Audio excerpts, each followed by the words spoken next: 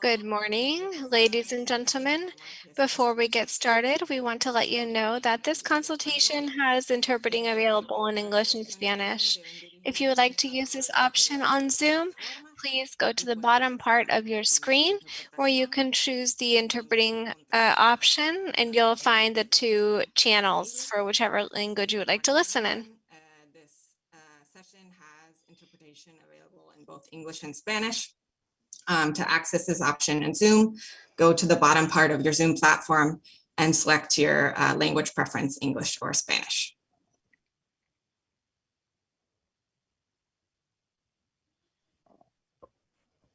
Buenos días, les damos la más cordial bienvenida. Good morning. We would like to give you a warm welcome to this consultation for civil society for the 37th Regional Conference of FAO for Latin America and the Caribbean.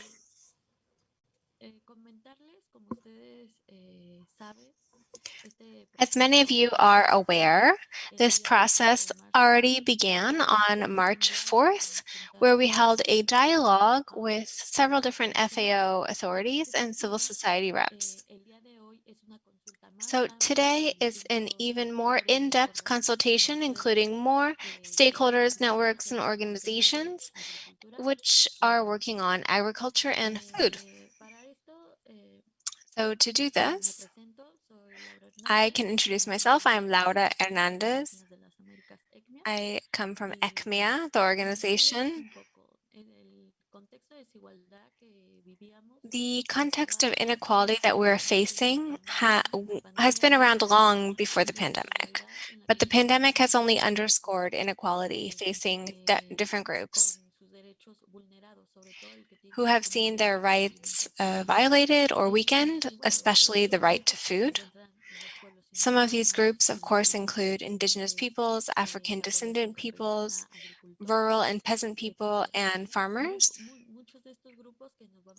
Many of these groups we are going to be hearing from today at this space, which is why we are here to do a brainstorm before the regional conference.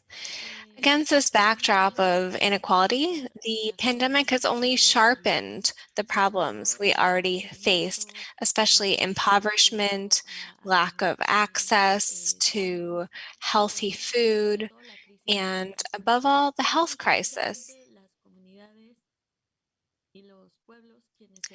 Communities and peoples have organized and done collective work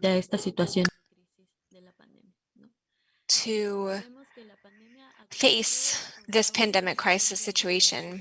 We know the pandemic has sharpened issues around food access. It's also exacerbated problems in accessing the economy. For example, farmers who are having difficulties accessing markets to transport their fruits and vegetables to selling spaces. And other issues that came up as part of the pandemic were related to food and agriculture. There have been some positive things to comment on, though.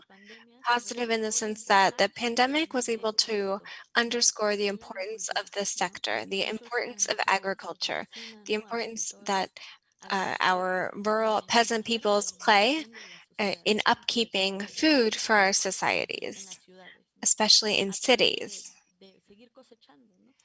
They kept harvesting. And in that sense, you can see how important it is to keep confronting the challenges facing our sector. These are challenges related to how we access support to continue working in the field, how we continue improving our fields predicated on community needs and people's needs. So having said that, in broad strokes, we are here at this opportunity, this consultation, whose objective is to outline contributions that we can bring to the table as civil society to the specific debates that are going to take place as part of the regional conference, with contributions based on the official documents that have been drafted for the 37th Regional Conference.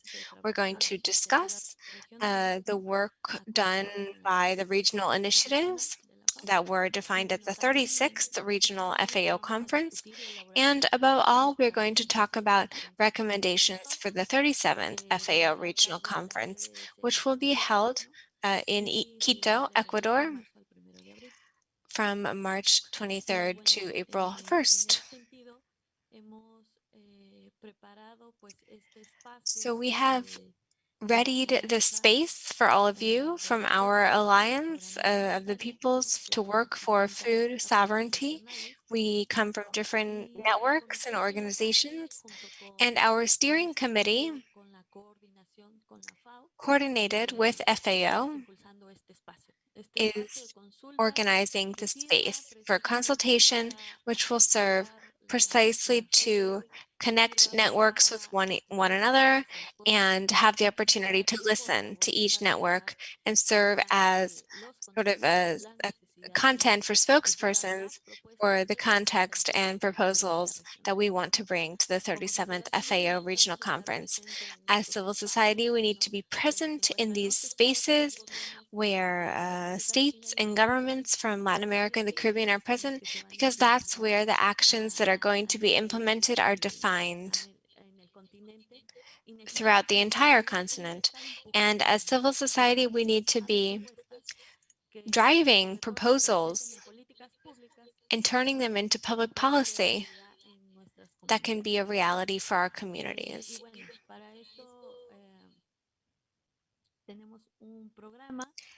We have a program.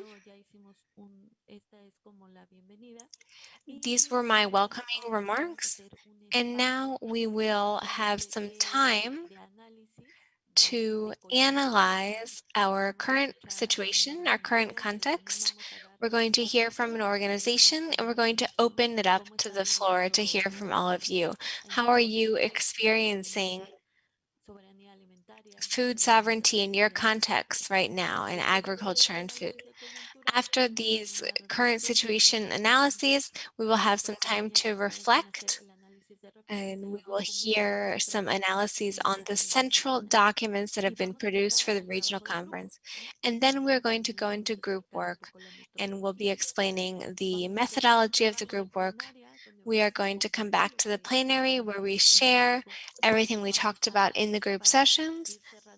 And then to wrap it up, we're going to hear from Latin America and the Caribbean and some remarks from FAO representatives at the end. So that's why we are here today. We hope that it's a fruitful experience for all of you. And it's the time to make the proposals that we will bring to the regional conference, the 37th Regional Conference. Without any further ado, in these opening remarks, welcome everyone.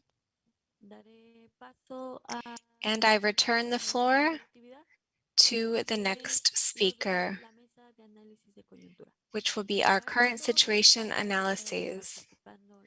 We will hear from Norma Don Juan from ECMIA. She has 15 minutes to outline her perspective of the topic, and then we will hear from other organizations who may voluntarily want to speak up for about 15 minutes. They can contribute to the context analysis. The current situation analysis is about what we are going through, what problems we're facing, what issues we have, and whether we can define the challenges and outstanding topics that need to be resolved. And then we will invite the different networks, the different sectors, rural peoples, peasant peoples, fishermen, fisherwomen, women, youth. If they want to participate, the floor will be open to all of you. Once again, welcome, and Norma, Don Juan, the floor is yours. You have 15 minutes, and then we will open the floor up for 2 or 3 speakers. Thank you. Kentikatsi, buenos días. Good morning. As a member of the Continental Liaison of Indigenous Women from the Americas and the Alliance for Food Sovereignty of the Latin American and Caribbean peoples, I would like to thank for the opportunity to share the remarks from our sisters that for over 25 years of organized work, we have submitted our proposals and concerns to go into food sovereignty, always going for the life of our peoples and mankind. I will be sharing with you, as I said, it's part of dialogues we have had for quite some time on the situation around food, but not in isolation. For us, this is about life as a whole. So let me begin by saying that the continental trends show a worsening of economic models based on depredating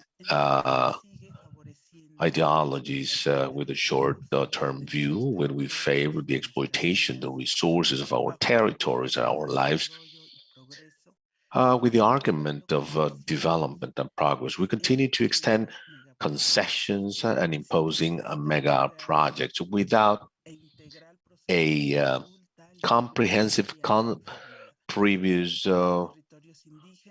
informed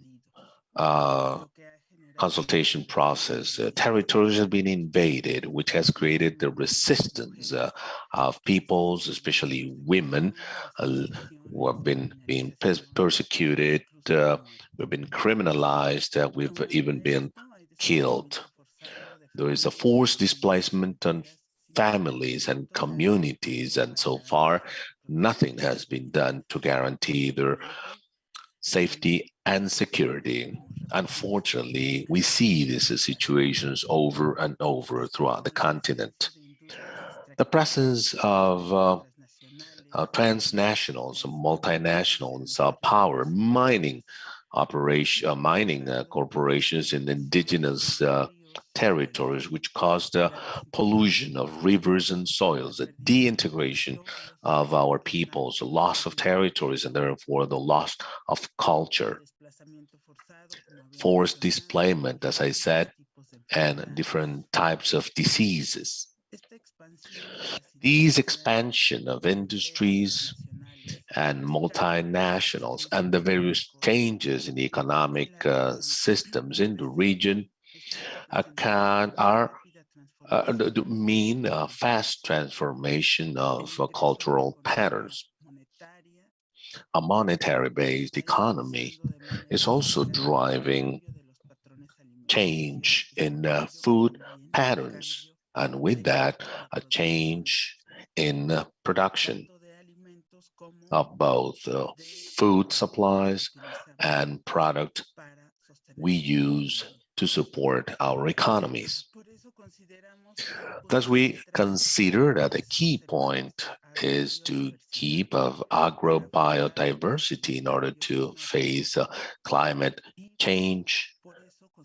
And for that, we consider that acknowledging the defense of the land and the rights of the nature, it should cut across the dialogue between climate change and food sovereignty.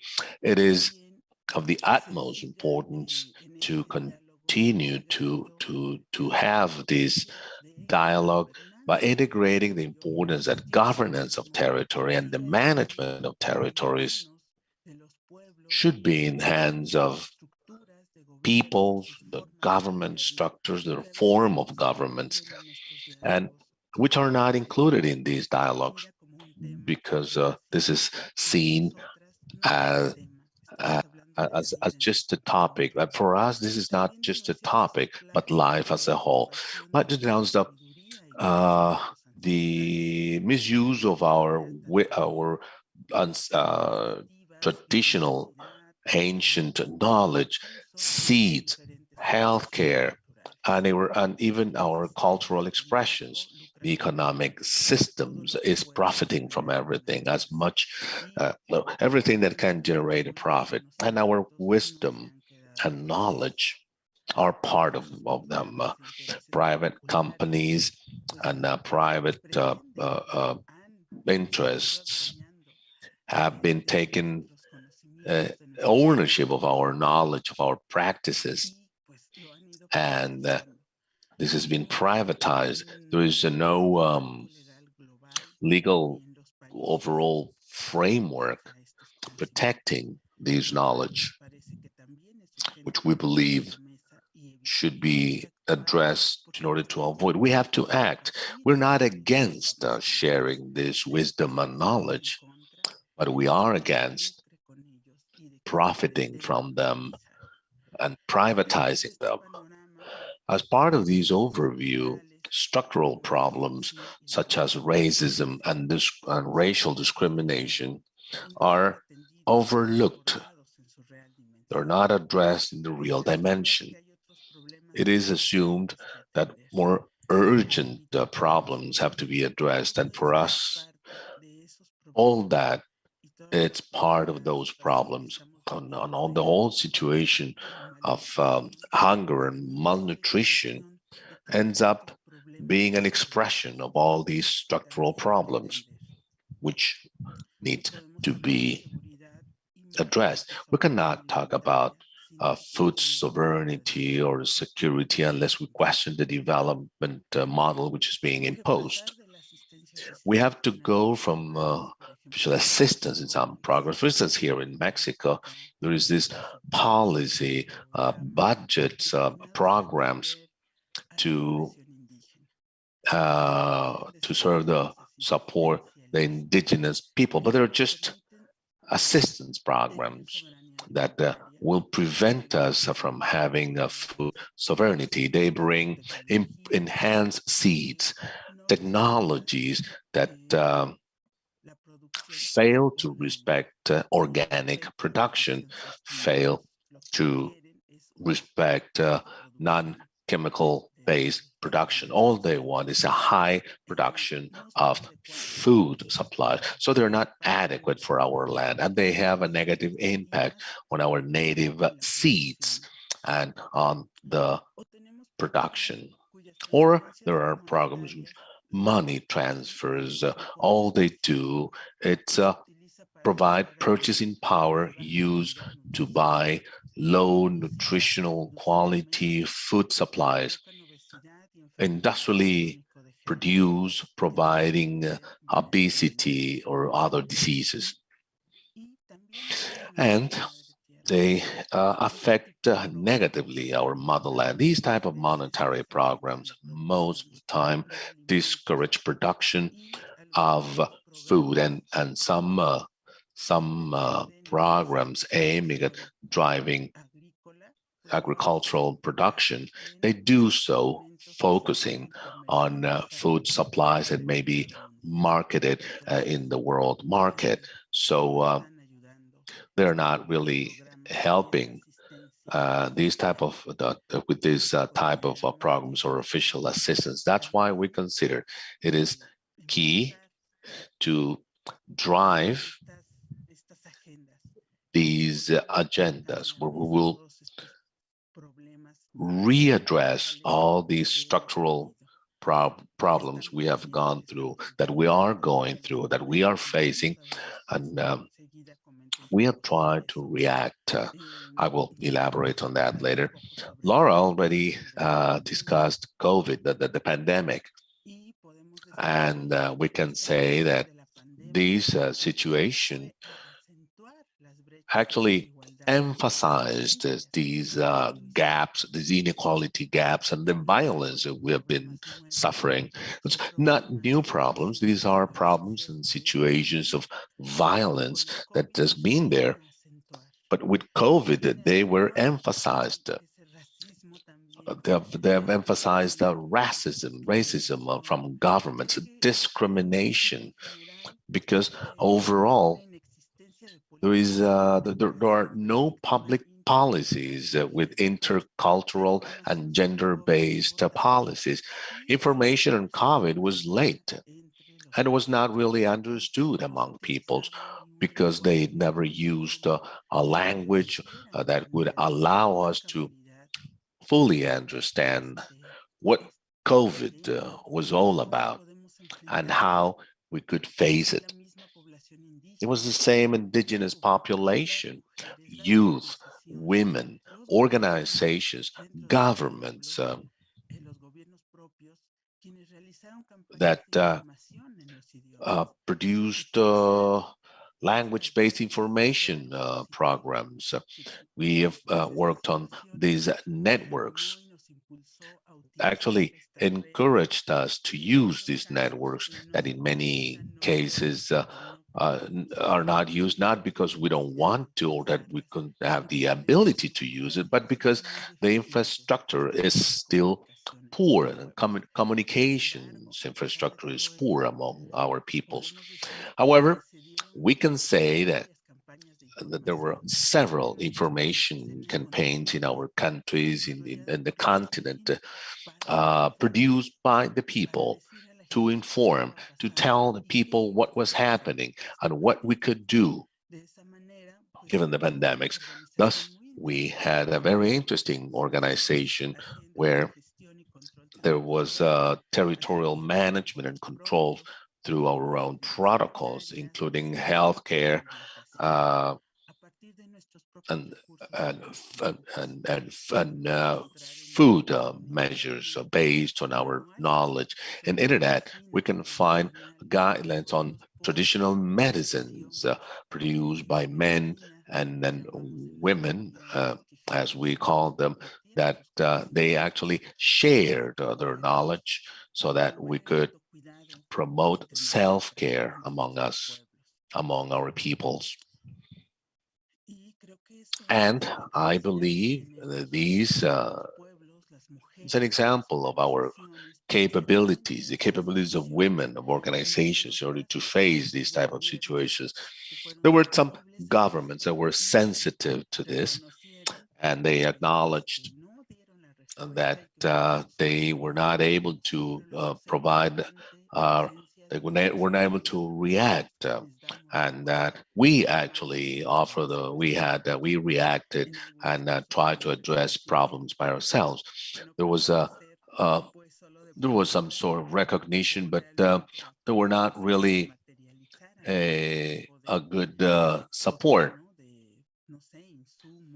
in order to provide input. I mean, not everything it's money. I mean, other support would have been also welcome, but that's not what we're looking for.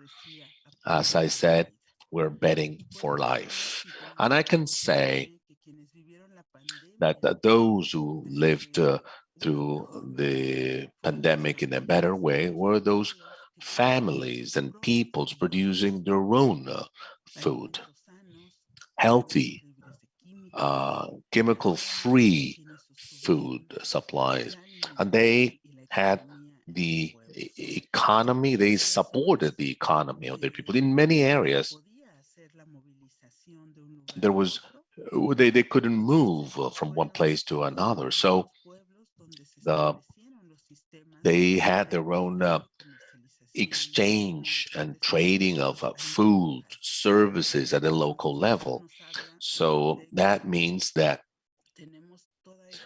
we have all these capability and we've made progress in our own organizations.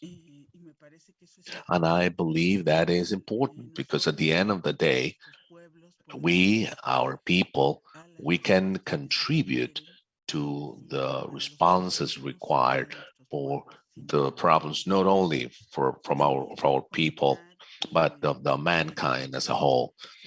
Let me say that the first line of care and content to the healthcare sector, doctors and nurses, of course, but also women. Women, we were part of this front line to contain COVID.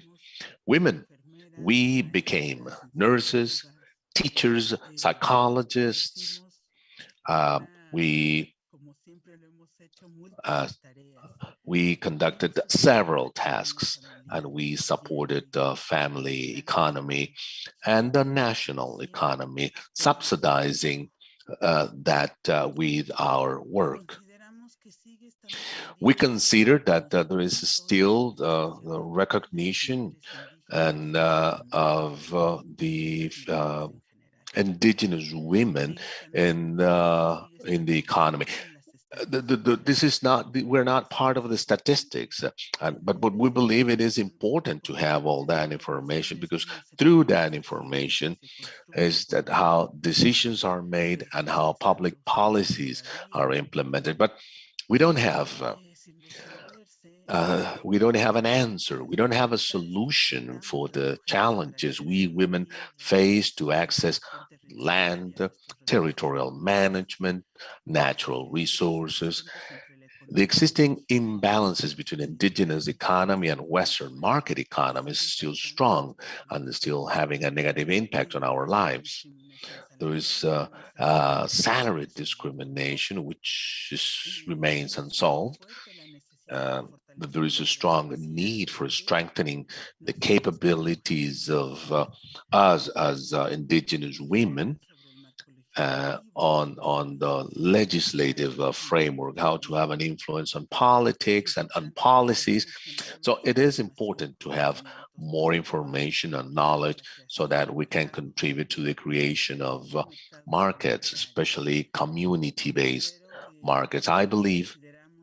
We believe that if we are responsible and we respect the dialogue and the perspectives or the outlooks of those who are involved and affected by the decisions made, in this case, us women, indigenous women, and the peoples who are part of, and if we can understand that our proposals are not proposals for from indigenous peoples to indigenous peoples, but it's the condition to work together in actions for the whole mankind. Let me close by saying that Avia Yala women and our peoples, we provide life and we wish life.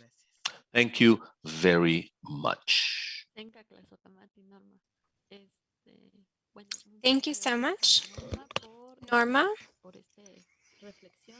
for these reflections and the current situation analysis.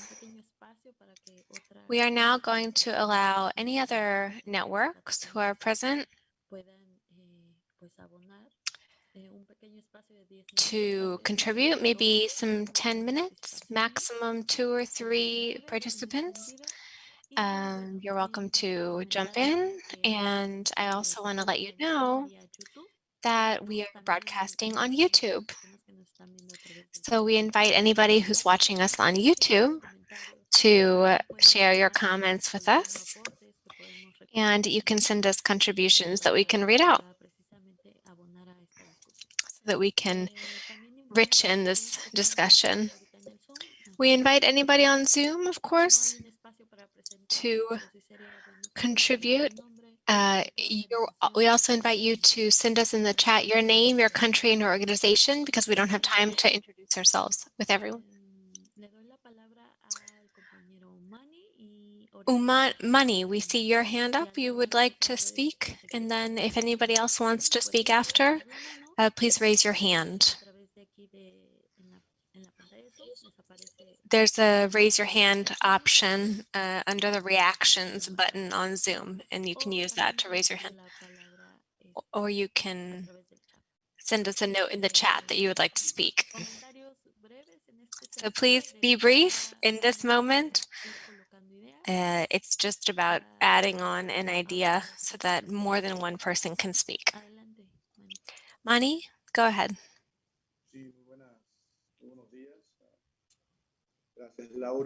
Good morning. Thank you, Laura. Thank you, FAO. Thank you to our other colleagues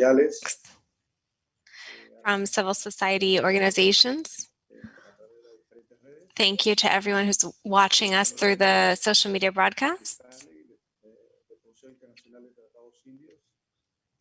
I come from the International Council for Indian Treaties. My name is Mani Stanley.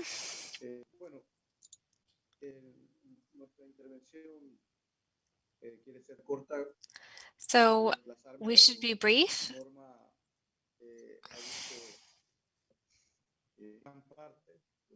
Norma has already said so much of what I wanted to say.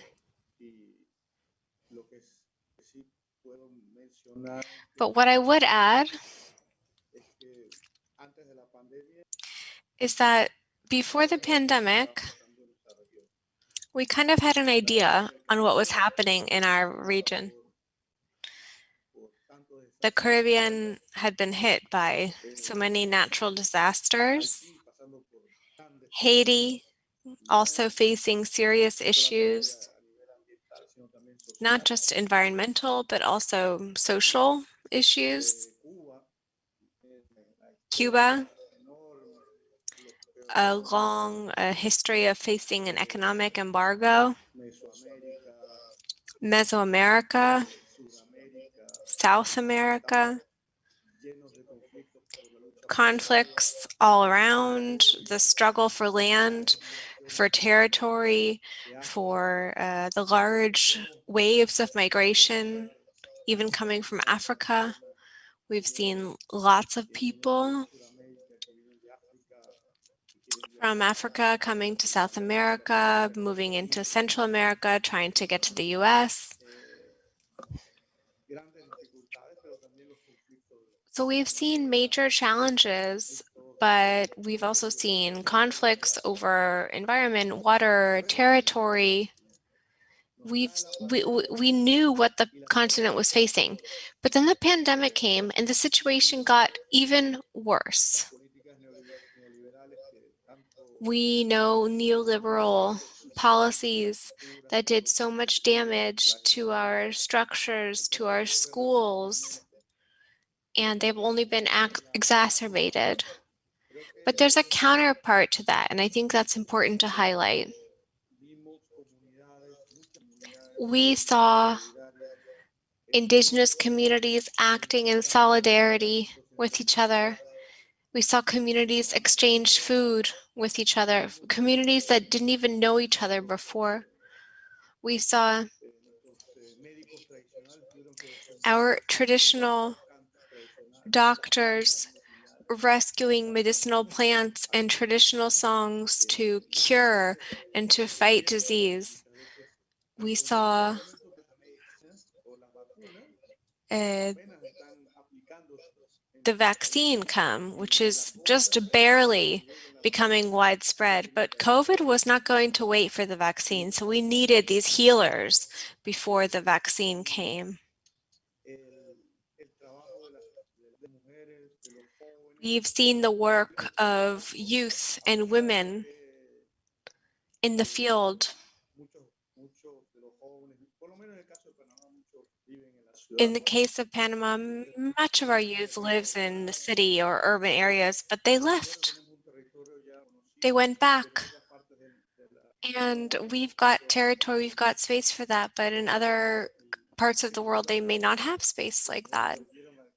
We saw women going back to the field, going back to rural areas, going back to making artisan products. These are things that we witnessed. And I think that's what we're going to continue seeing. Governments react in different ways, but communities have to react. They're there on the ground. When it came to fishing, the world of fishing had to keep going. There was no other way to do it.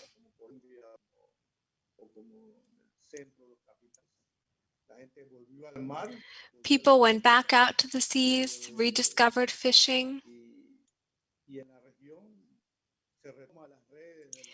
And we saw networks being reactivated, artisanal efforts being reactivated to drive public policy change. We see a return to family farming, despite the fact that the path is still going very slow. And the family farming model takes time to implement. We saw a return to topics that maybe had been brought up once or twice in the past, but they come back even stronger, like agroecology, defense for waters and the seas. We saw solidarity, which we know has always been there, but we saw it even more strongly.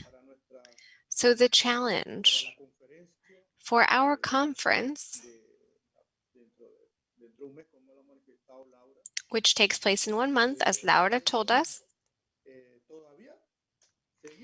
is to notice that we still need to keep going forward. We need to keep marching forward because the task is going to keep going forward. We need participation. We've got papers with the names of people participating, women, youth, African descendant, indigenous peoples. We've got international instruments. I don't even know how many we have.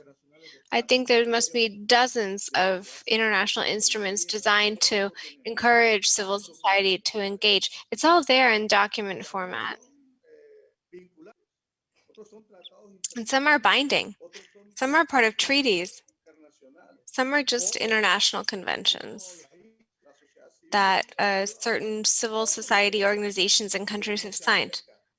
But we're not seeing them being applied in practice, and much less during the pandemic. I think that's going to be our big challenge, hand in hand with FAO and other organizations,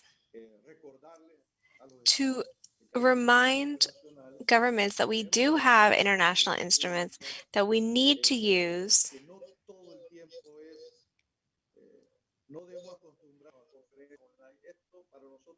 and for example, we shouldn't get used to meeting online.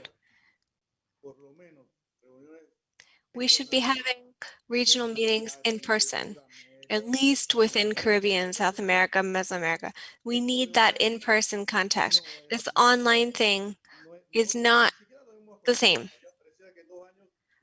For me, in 2 years, some people think they've already gotten used to it. I haven't gotten used to it. And if we want to solve problems, we have to remember that. In-person meetings where we can get together and meet with the states. Now, what's strange is we're in a pandemic. We're stuck online, but we know government officials are already getting together with each other. We know they're meeting in person. We need to take that step as well. And finally, then I will invite someone else to speak. We can't forget about the importance of process continuity. I was thinking back to 2006. We've always produced good declarations. They can be radical, they can be strong, they can be tough, but nothing happens after the declaration. And then 2 years go by and no progress happens. Something is happening when it comes time to implement the results of the conference. So I think it's a really good idea for us to keep an eye and keep monitoring on what happens after the process over the next 2 years. If we've made a commitment, we have to make sure we do it. And we have to keep tracking alongside FAO. That's why we're there banging down the door.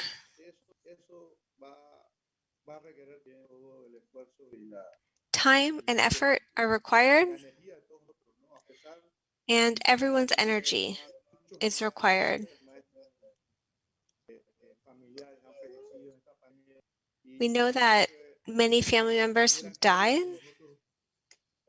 in this pandemic, but we have so many people who are on board with this movement. There's lots of different processes involved in this movement. Gracias, hermana Mani. Those are my remarks. Thank you. Thank you, Mani. I invite Hanine to speak. Please be brief so we can get to the next part of our activity, which is the document analysis. And then we'll go to our group work. Please go ahead. Thank you, Laura. I want to thank FAO for this opportunity to hold this discussion and to truly listen to civil society organizations.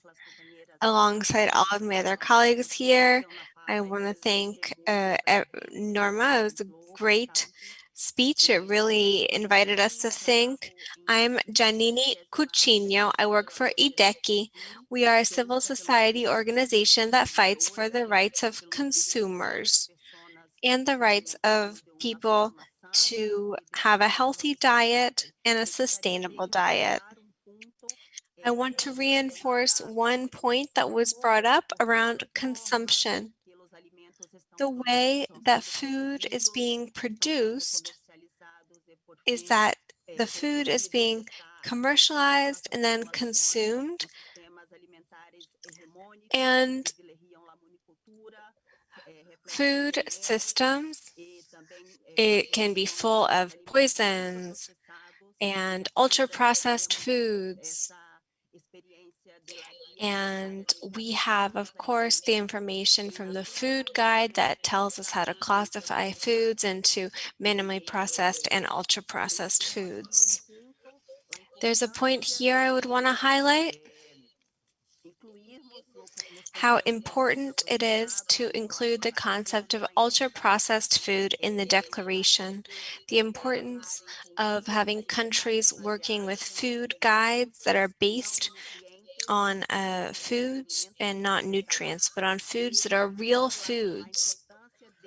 And finally, I would underscore the importance of reinforcing regulatory measures to penalize ultra-processed foods that are full of sugar and poison and sodiums, and the advertising around them as well, which incentivizes consumption, especially among children. Thank you. Thank you, Janine, for being so brief. I think we'll close there for the situation analysis. And now we are going to go into analyzing the central documents from the regional conference. We begin with the priority report for the region from FAO. Pursuant to the FAO Strategic Framework for 2022 to 2031, but we're going to talk specifically about what's going to happen in the next 2 years till 2023 with all of the strategies that FAO is going to be undertaking around food and ag in our region. So for that, we have 2 speakers. We'll begin with Christopher Chinapo,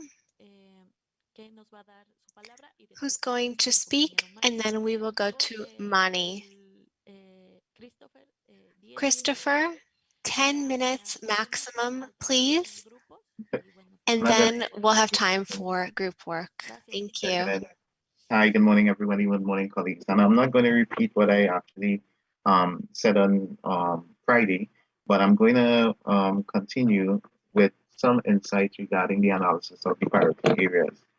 And my comments will be, well, surround 7 strategic areas again.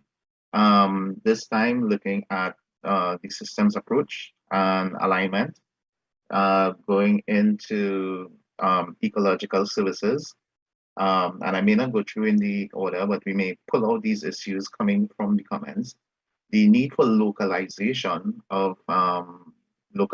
and regionalization of our food systems and supply chains. the issue of quality, safety, and health. And I'm hoping that when we talk about health there to also um, extend the remarks to the issues of mental health and psychology. I quite often realize that the connection is not made between food and health, and then even food and the psychological health and well-being. I think that that connection is very important to make. The need for greater participation and collaboration, standards, and of course, all of these things hinge upon an equity lens that is actually required for us to be more inclusive and embracive of all participants in the food system supply. So I wanted to really open my remarks by commending the framers of the strategy and all those who participated in the consultations that would have brought the strategy to this point.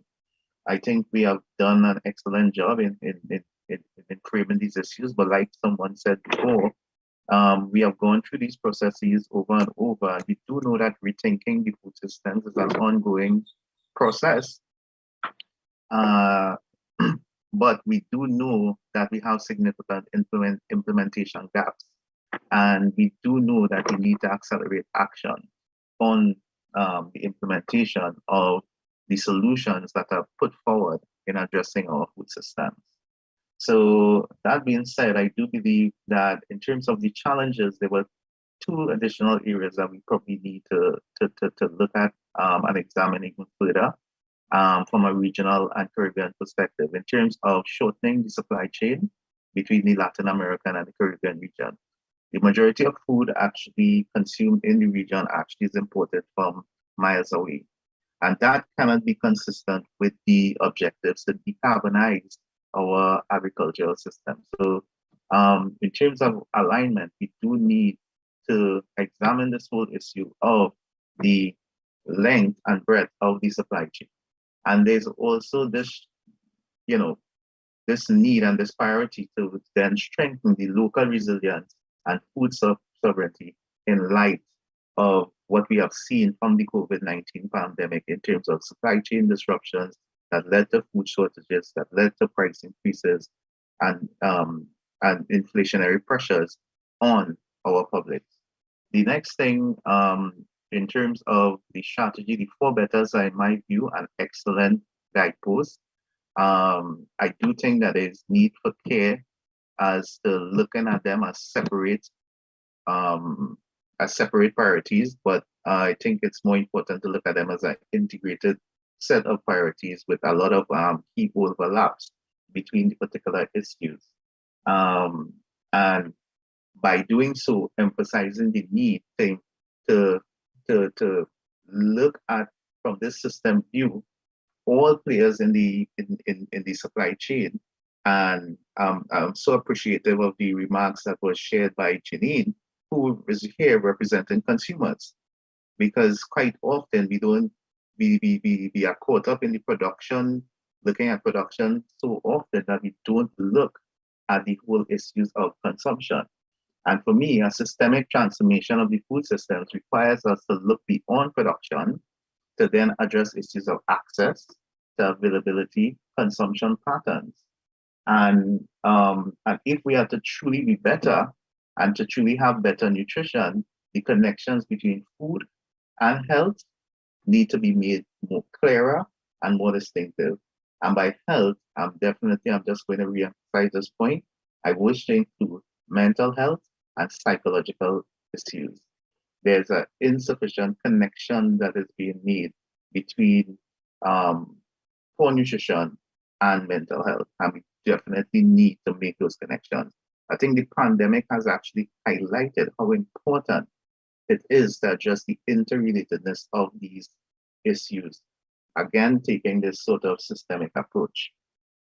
And the connections between health goes well beyond obesity, but we do recognize that obesity was mentioned and pulled out as an issue in terms of the challenges.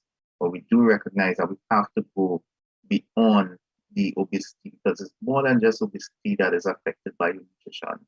Janine, who would have spoken before me, actually went at length to also share about the advertising of these highly processed foods and these other things that also impact on the well-being of our children and so on.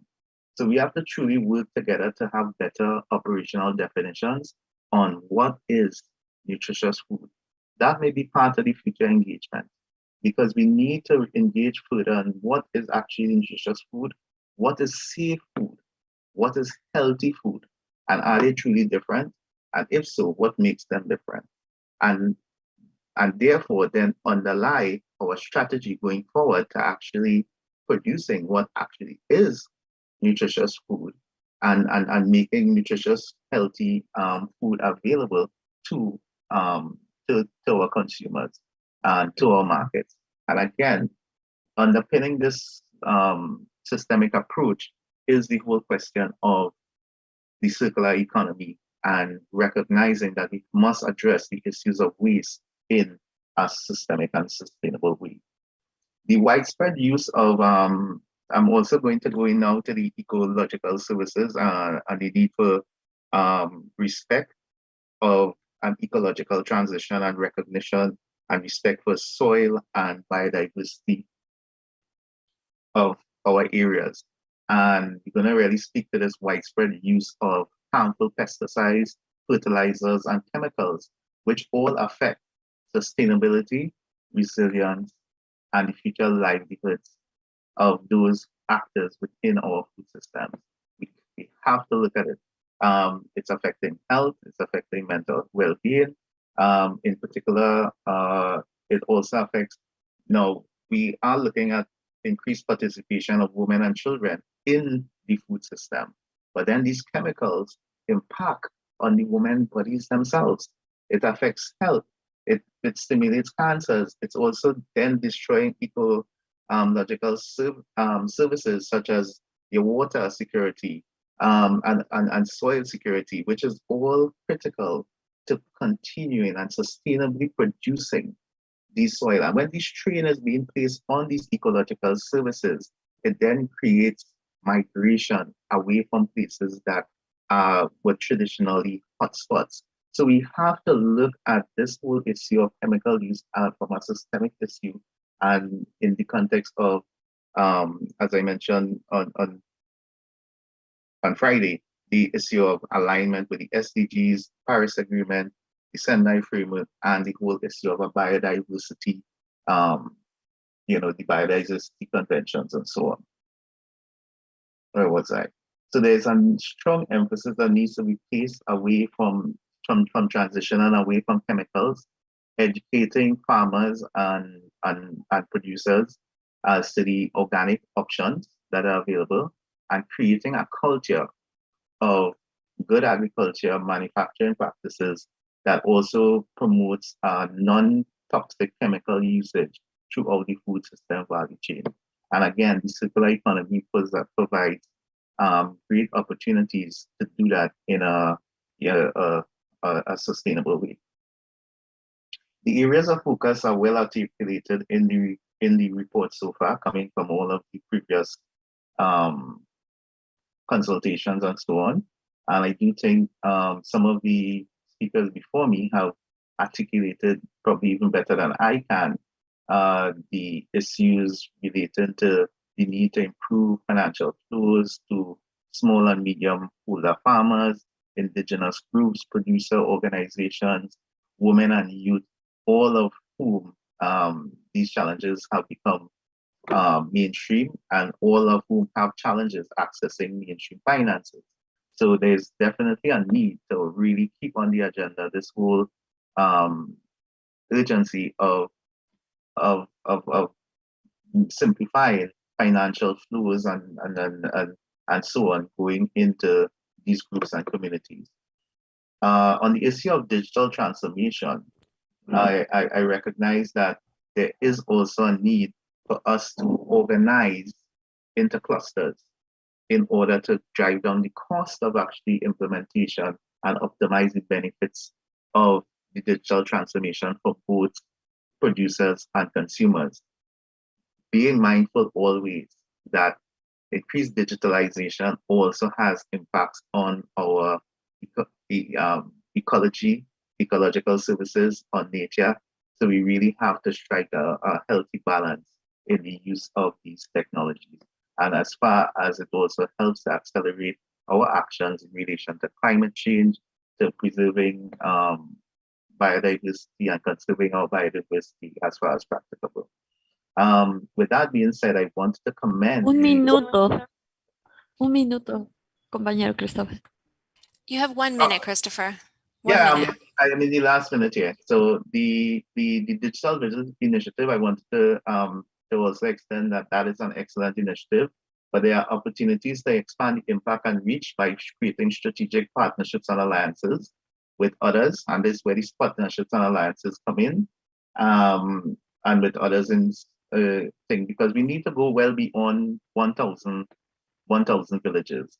And many of these villages have been historically marginalized and exploited. So in closing, I wish to emphasize that more strategic collaboration and partnerships will help to achieve better outcomes. There's really a need to stop these silos discussions and encourage all of us to come to the table, as one of the previous speakers would have mentioned. So we need to get past these silos of high and low level meetings of government without civil society and private sector, meetings of producers without consumers, meetings of majority parties without minority parties, meetings of elders without the youth, meetings with those that arrive without the indigenous listeners. We need to create a more enabling environment for dialogue and action and solutions that cut across all divides, as opposed to maintaining silos. Transformation requires greater inclusion. It requires an ability to work together, think together, and act together on our challenges. And we need organizations like the FAO to encourage such an approach that creates a bridge across the divides. We need to let nothing without us mean something, and it must be by actions, not words. Thank you.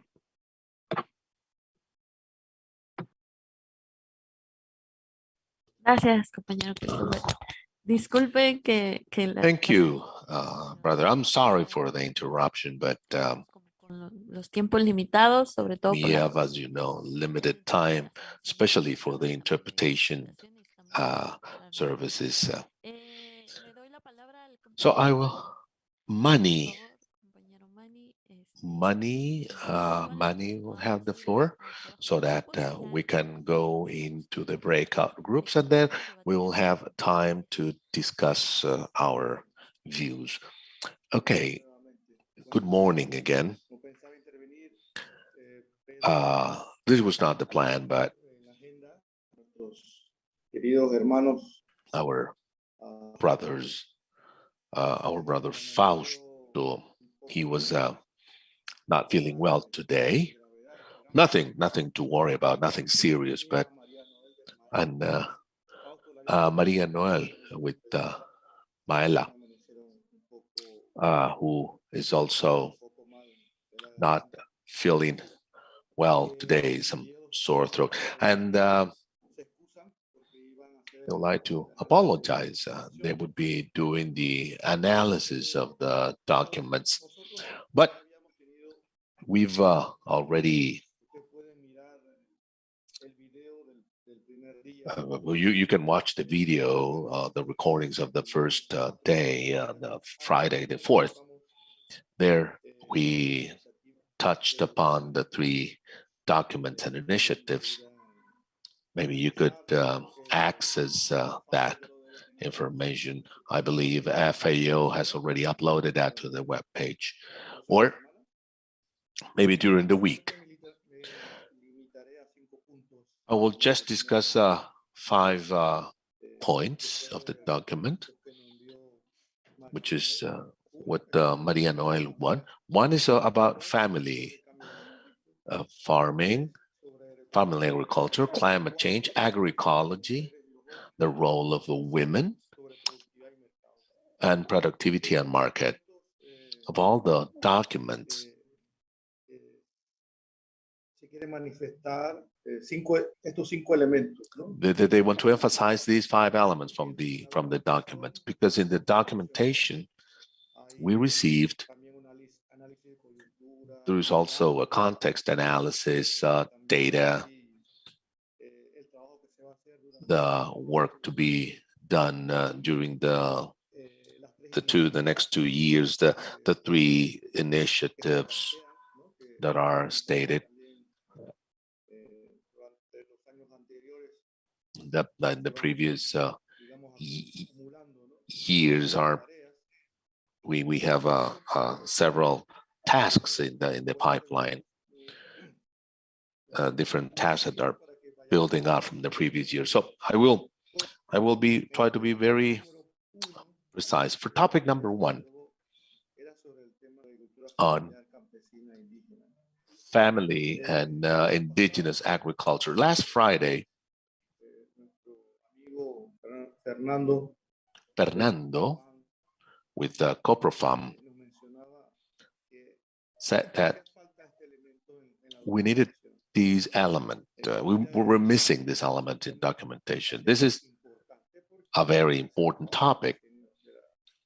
The decade of family agriculture has been approved. So how can we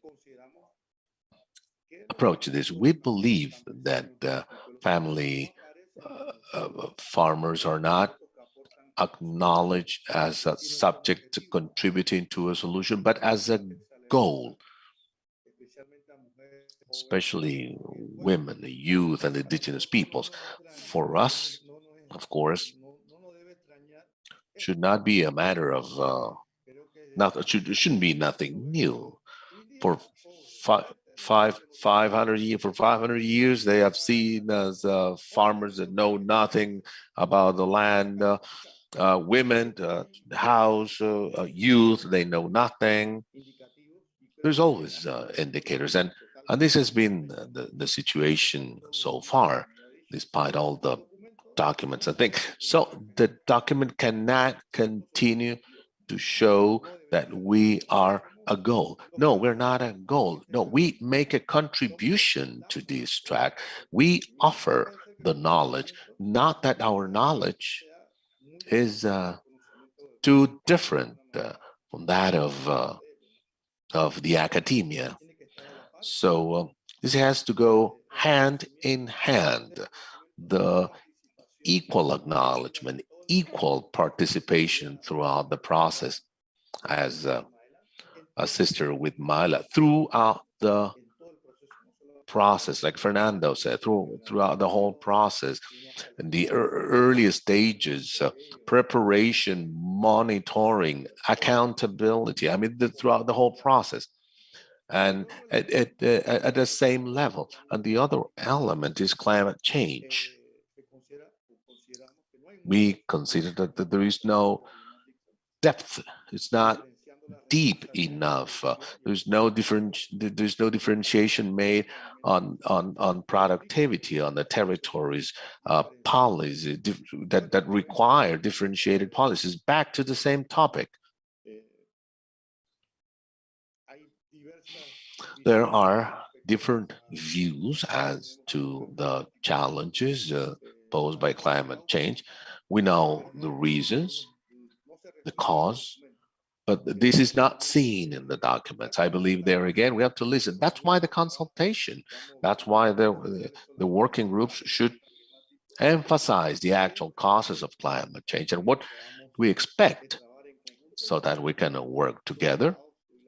We hope that the states and the official conference will adopt our views and our proposal, because this is affecting us all. Nobody here, nobody is left behind here. Well, agroecology, which is point number 3 in the document,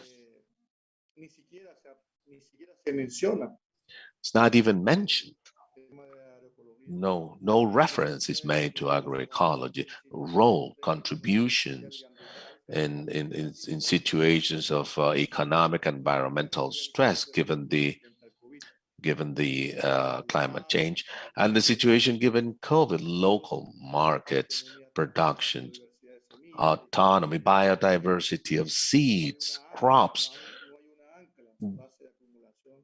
There is no reference made reference made to agroecology despite all the construction processes. We have all the organizations under the FAO or the social world, farmers, indigenous peoples. We all have documents, and we all have experience, and of course, this is not to be neglected. During the pandemic, small farmers and communities build and support we're able to support the situation of the closed markets, and agriculture was key to face COVID. So this topic is not it's not properly addressed in the document. The role of women and youth, point number 4. Again, this is seen as an ally for looking for solutions, but as a passive subject, and not as these players that should be part and engaged. There are lots of experience in the CCA in Rome, the World Food Committee. There are lots of work on youth, but also outside CCA, there are lots of experience on the rights of women, rights of youth. Again, we have to include all these elements. And last but not least, productivity on markets. This approach cuts across the whole document, and from the analysis of climate change and the consequences, all the way to the view on urban diet and consequences. This will limit the potential and actual solutions, offering all the solutions and then the resources that are available to all the big producers to address malnutrition and promotion of sustainable agriculture. Not that we are against productivity or market, but we need additional components.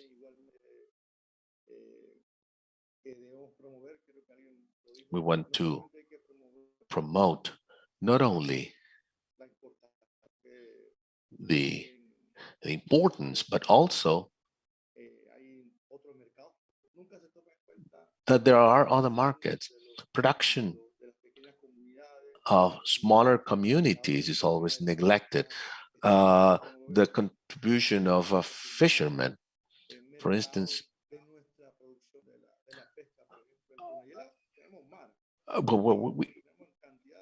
we don't have enough markets.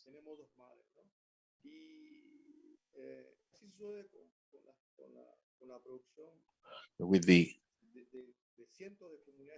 production of hundreds of farmers community throughout the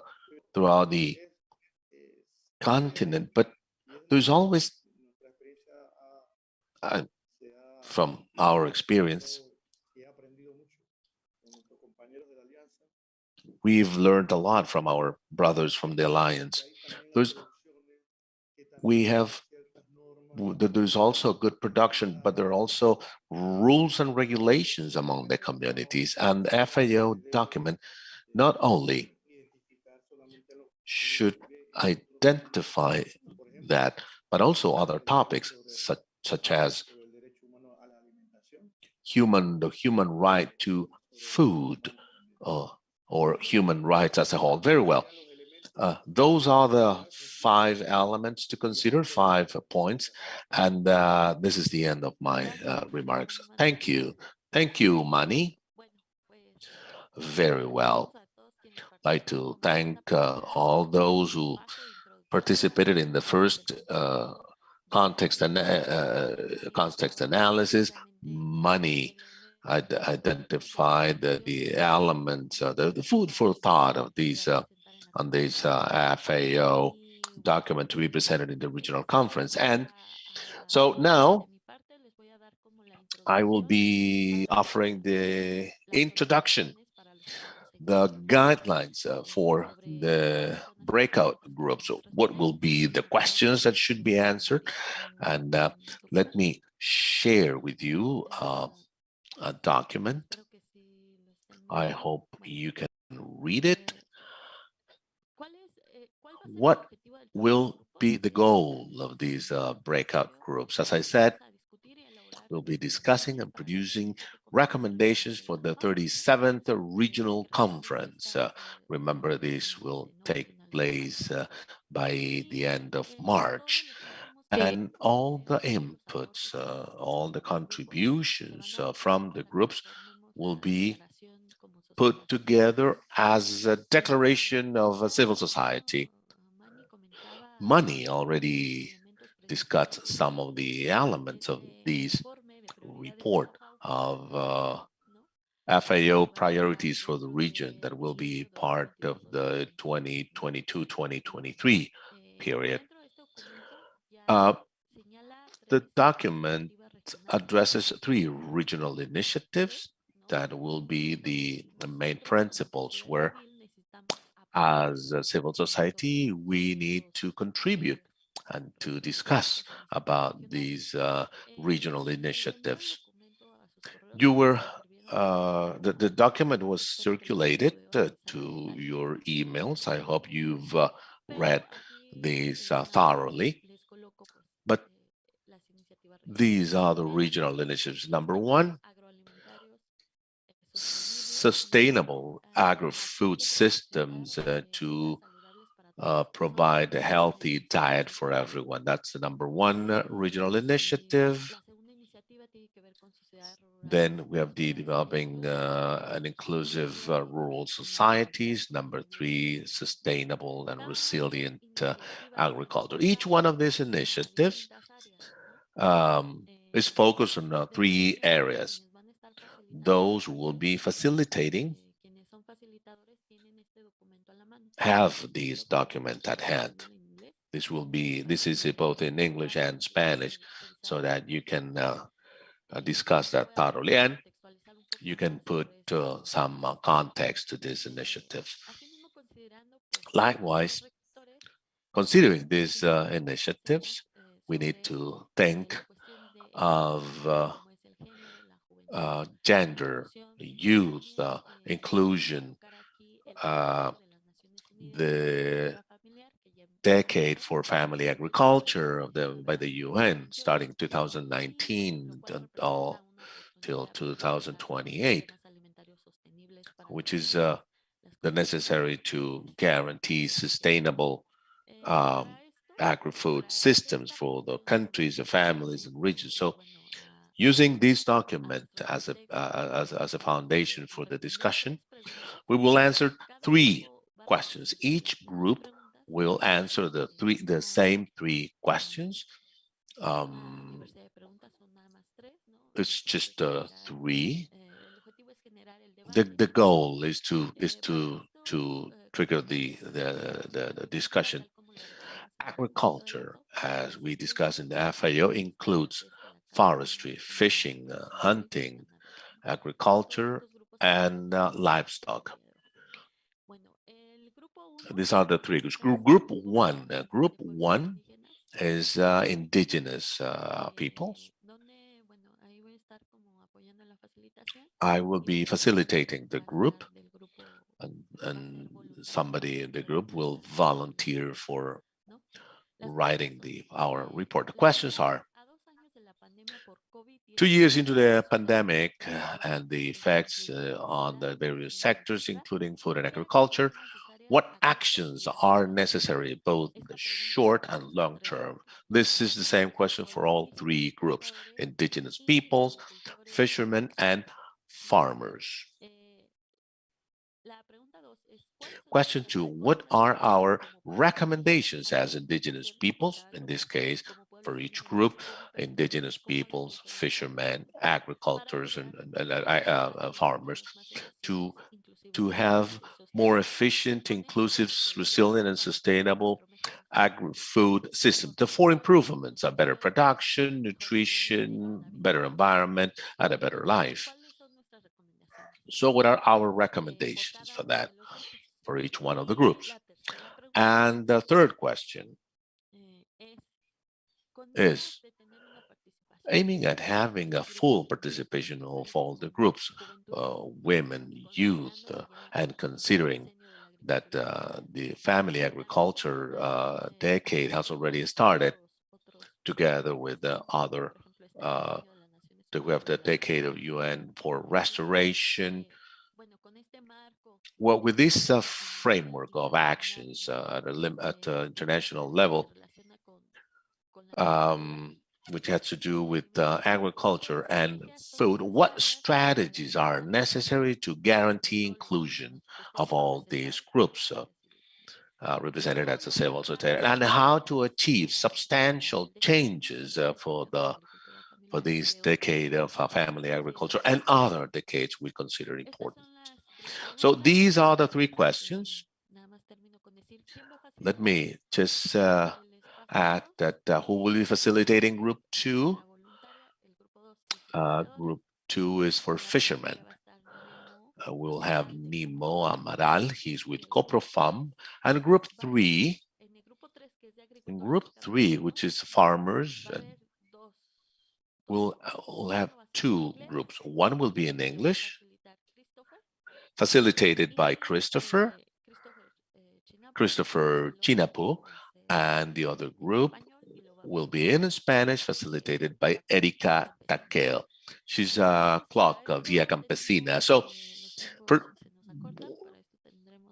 we'll have like 50 minutes, and on the Zoom screen, you will see when we have to come back to the plenary session.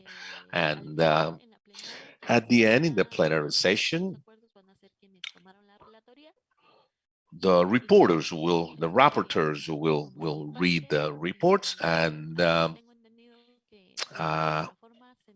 from the platform, we will be taken to the breakout groups.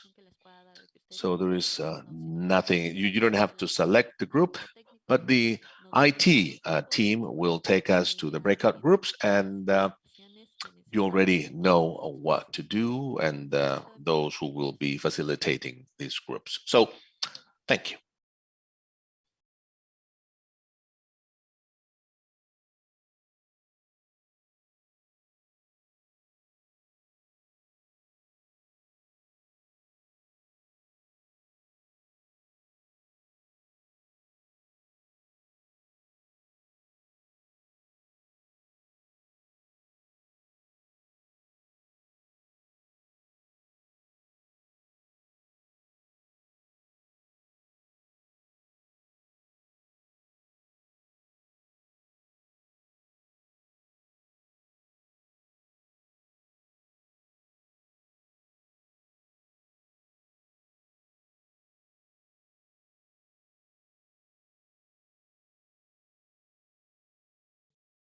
Martín.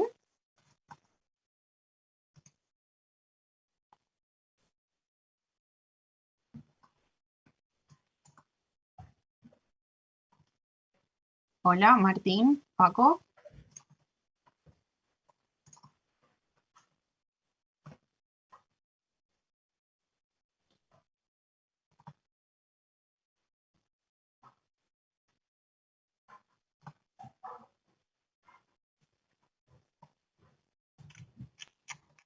Marce, dime. Es que Paco, ¿estás ahí? Ellos ya están asignados, lo que tienen es que aceptar ir al grupo. Ajá. Erika. Hola, ¿podría mandarme al 4 en vez de 1? Al 4 en español. En inglés. Sí. El 4 claro, es en inglés. Ahorita voy a moderar el grupo de... Sí. Al 3. Listo, enviada. Gracias. Nada. Ahí estamos, súper. Entonces termina en 60 minutos, Marcela, y tienen 1 minuto al final que va en conteo regresivo para que vuelvan todos. Entonces, ¿qué hora lo pusiste? A las 12:30. 60 minutos lo que me pediste. Ya. Ok. Gracias, Sol. Están pidiendo ayuda del grupo 4. Yo creo que la ayuda es para orientación. Ideal que vayas tú. Voy. Yo.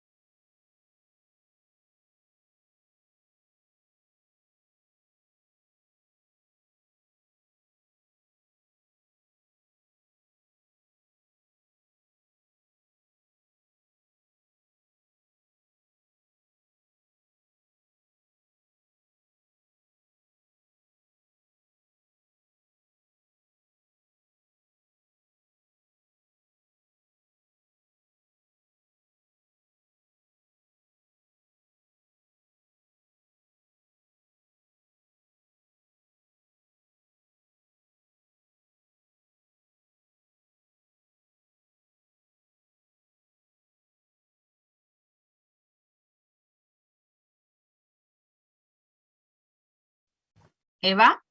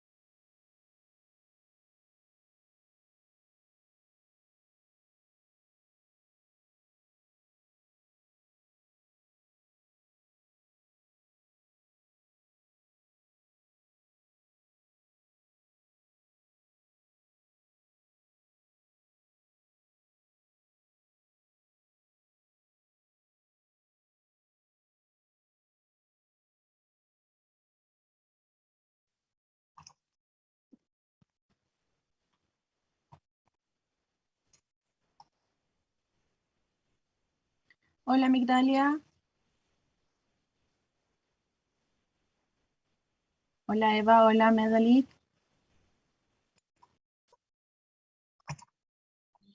Buen día, compas. Este es el grupo 1. Te llevo al grupo 1, Emma. Eva. Tienes que aceptar cuando te salga la asignación. Espérame. Discúlpeme. No te preocupes. Medalit.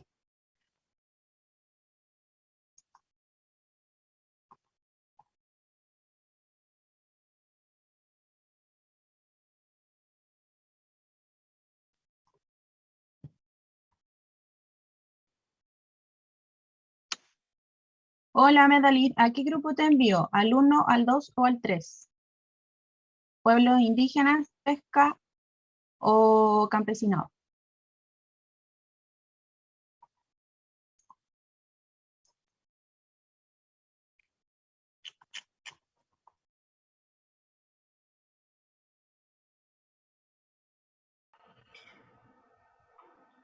Marcela, ¿me estabas hablando? Disculpa. No, Sí. es que ingresaron 3 personas, entonces le estoy preguntando en qué grupo quieren que los asigne. Ajá. ¿Dónde asigno a Medalit y Eso te Migdalia? pregunta. Pueden leer Ah, el no han nombre. dicho. Ya, perfecto. Y no te preocupes, yo me quedo aquí. Buenísimo, gracias. A ti.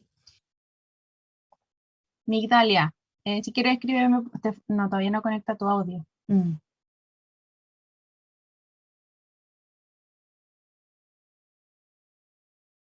Tengo SADFONG.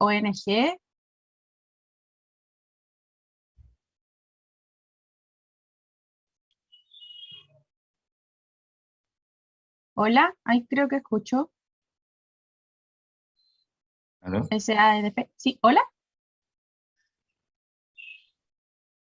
Hola.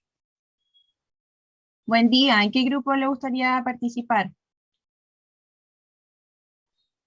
Me gustaría participar.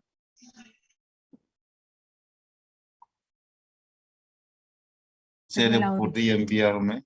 No, ¿A cuál? Perdón. me necesita participar cualquier grupo, por favor. Tengo interpretación, o sea, tengo un grupo de hablantes en inglés. No, de español, porque Español. ahorita me encuentro en otro grupo en inglés, ahí no se puede. Mejor el español, por favor. Ya, indígenas, pesca o campesinado. Yo creo indígena mucho mejor para saber más. Ok, ya la asigno. Acepte, por favor. Ya.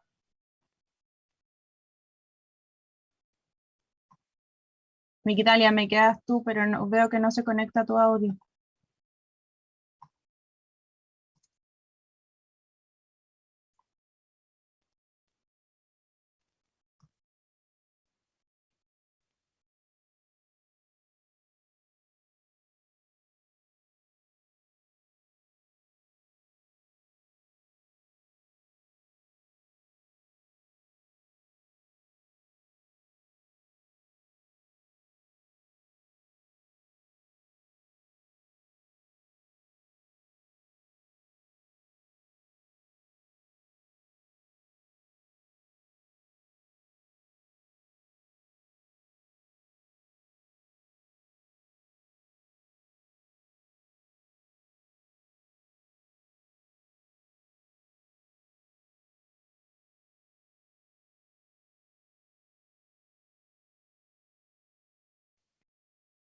Jan. Yo, por favor, envíame en el grupo indígena, por favor. Es el grupo 1. Pero quiere el grupo indígena, español. Ese es el grupo 1, en español, grupo 1. Ah, ya, perfecto. Mejor, pues. Deme un segundo, ya lo derivo. Ya.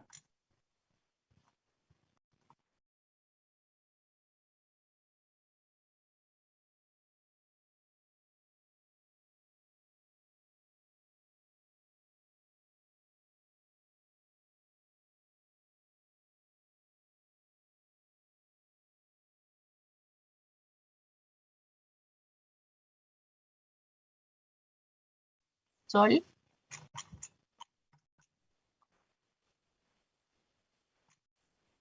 Sí, dime.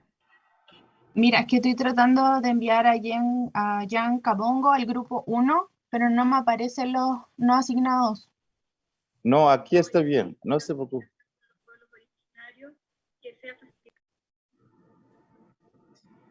Que él, o sea, en teoría ya lo asignaste, solo él tiene que aceptar ir al grupo.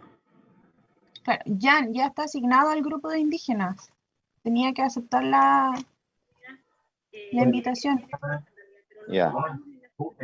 De todas maneras, voy a... Sí. ¿A dónde quiere ir? Al 1, ¿cierto? Al 1. Listo. Perfecto. Migdalia, ¿en qué grupo? ¿Indígenas, pescadores o campesinado?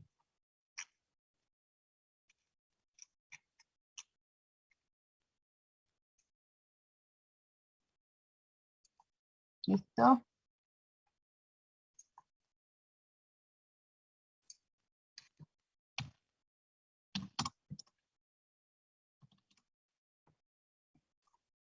Están todos asignados.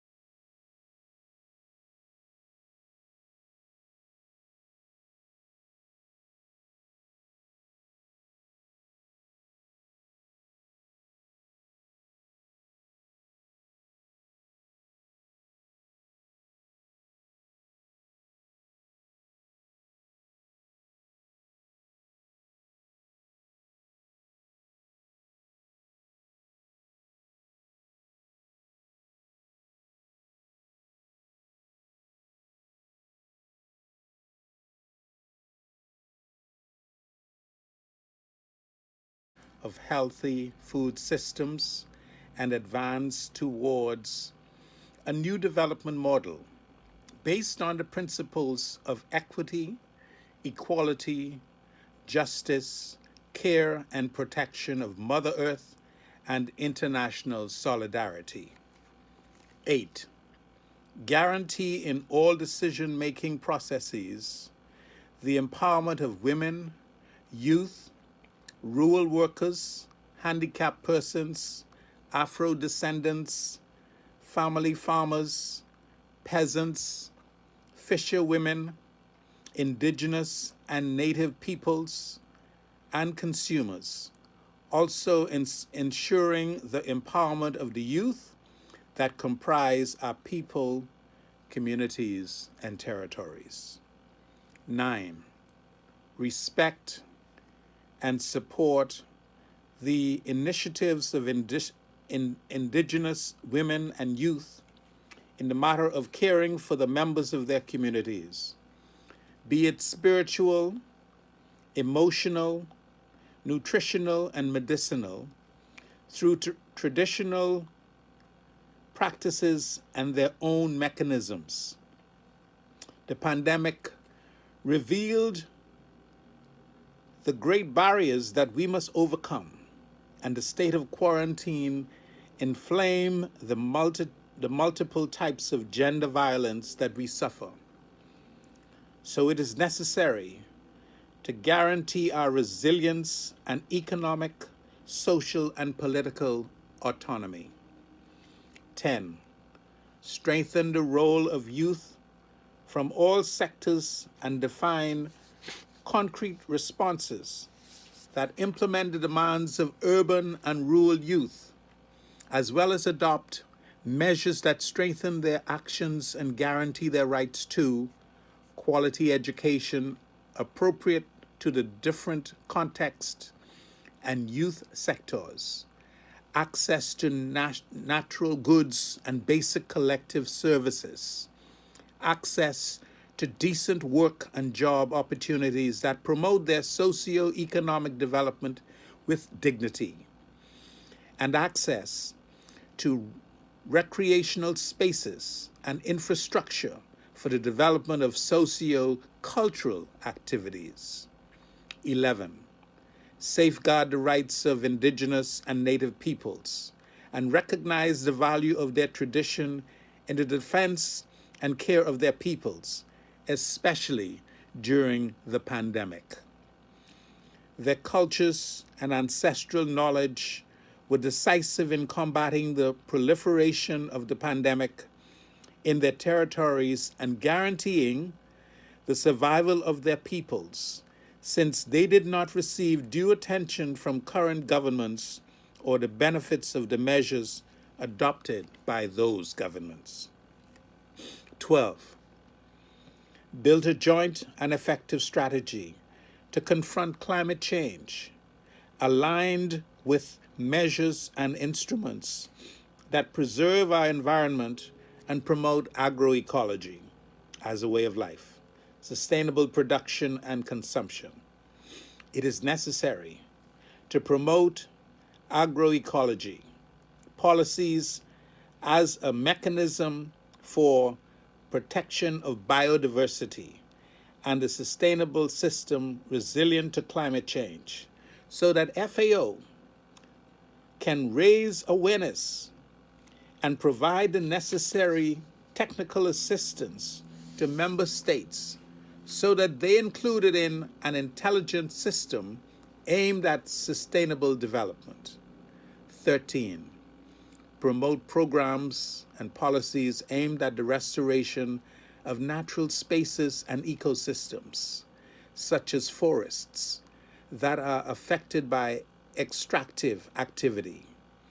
The implementation of policies to address climate change must have the participation of all citizens, including indigenous women, and the allocation of budgets to achieve the objectives. 14. Support the construction of a right to grow healthy food, which recognizes the contributions of ancestral knowledge to achieve the transformation of food systems based on healthy diets proposed by a sustainable and climate-resilient agriculture.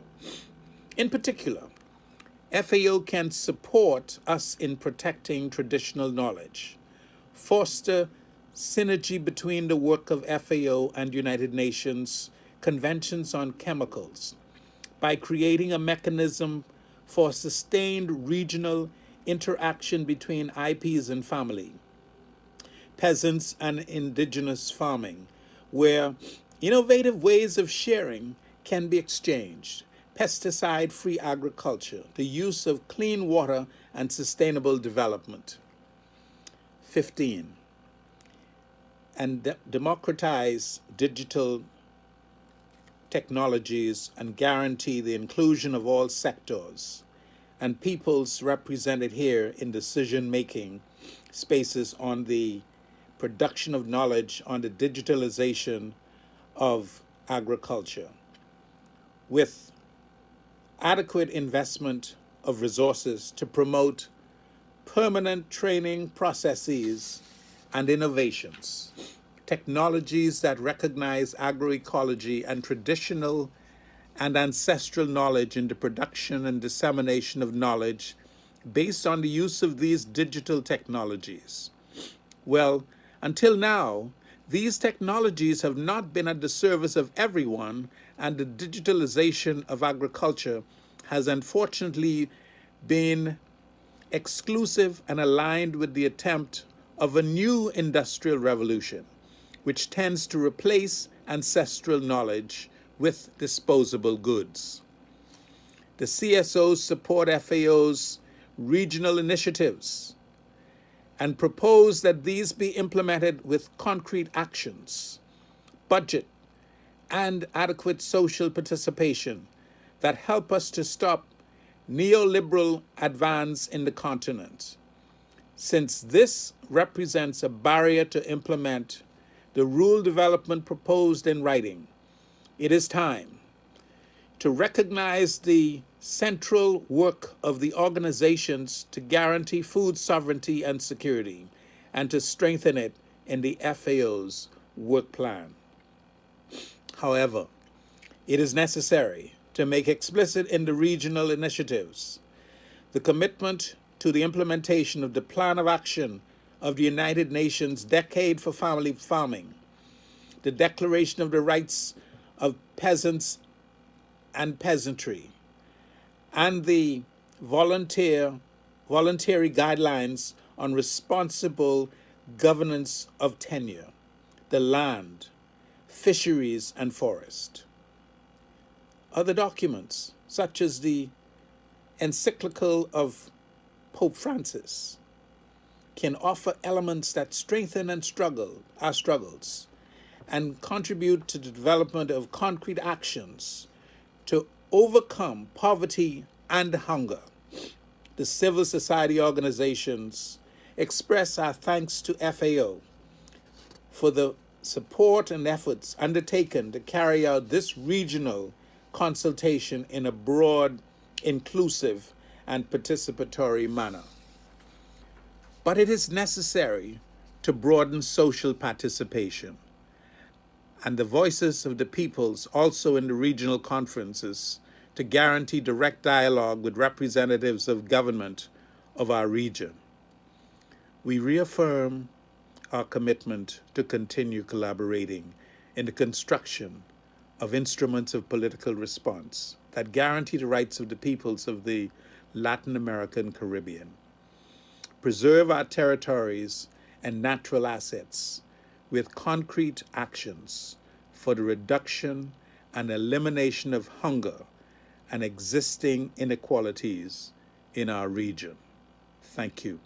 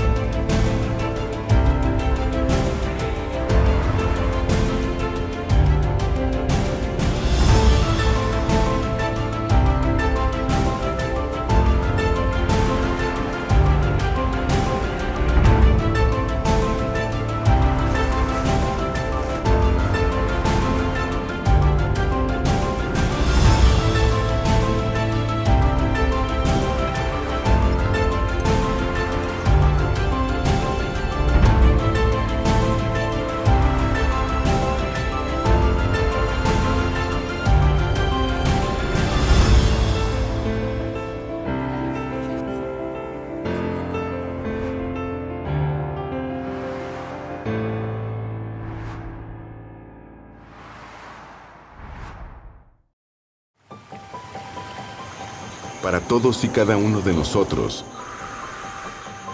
los alimentos cuentan una historia.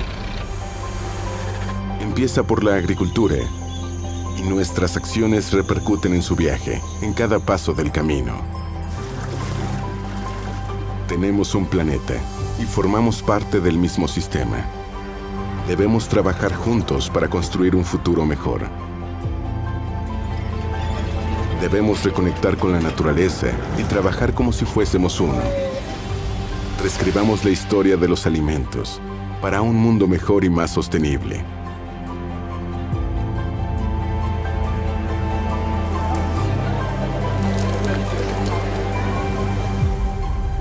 Nuestras acciones son nuestro futuro.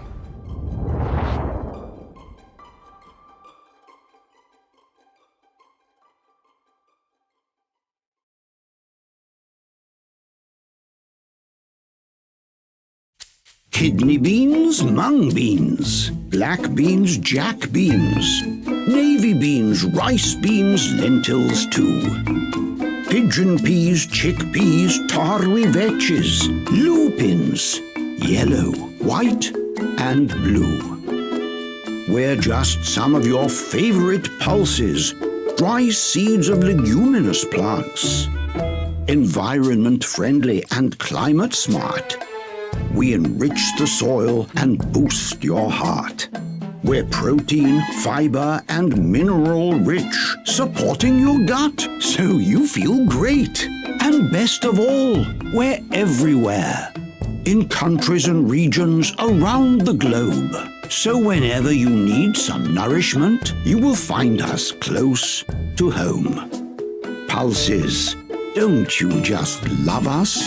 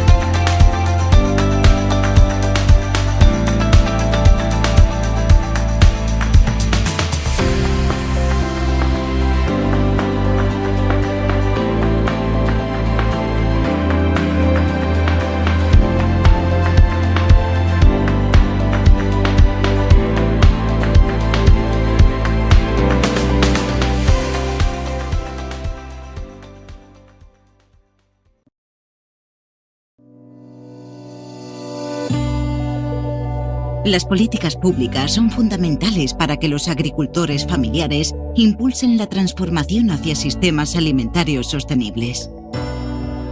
El modelo del ciclo de las políticas públicas es una herramienta útil a la hora de analizar procesos de políticas públicas complejos. Puede ayudar a los actores a tener una participación más efectiva en los procesos de formulación de políticas para la agricultura familiar. En este ejemplo, el modelo del ciclo de las políticas públicas se aplica a la formulación de la Ley de Protección y Empoderamiento de Pescadores, Piscicultores y Salineros en Indonesia.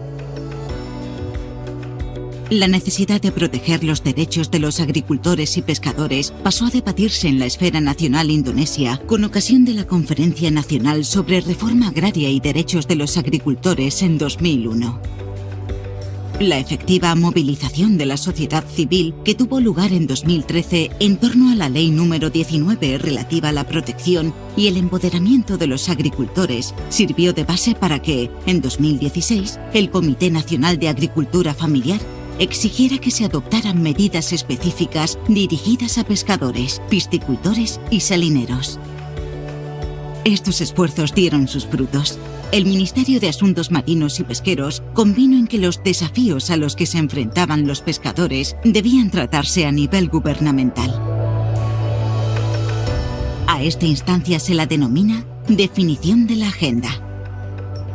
A fin de formular una política para las zonas costeras y pequeñas islas, el gobierno de Indonesia recolectó y analizó información sobre los desafíos a los que se enfrentaban los pescadores y salineros. Durante este proceso se hicieron consultas entre el Consejo Representativo Popular, el gobierno, el sector privado y organizaciones de la sociedad civil, incluidos los pescadores. Una de las cuestiones importantes en las que centró el debate fue la definición de pescador en la ley.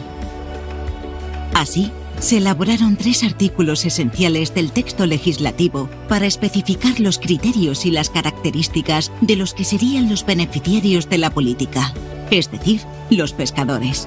En la ley también se establecían los diferentes instrumentos para apoyar a estas personas. Este debate sobre las diferentes opciones que se plantean al abordar un problema de carácter público es la fase de formulación. Tras una serie de audiencias públicas, el Consejo Representativo Popular presentó el proyecto de ley a la Cámara de Representantes de Indonesia, que procedió a deliberarlo y a aprobar la ley en 2016.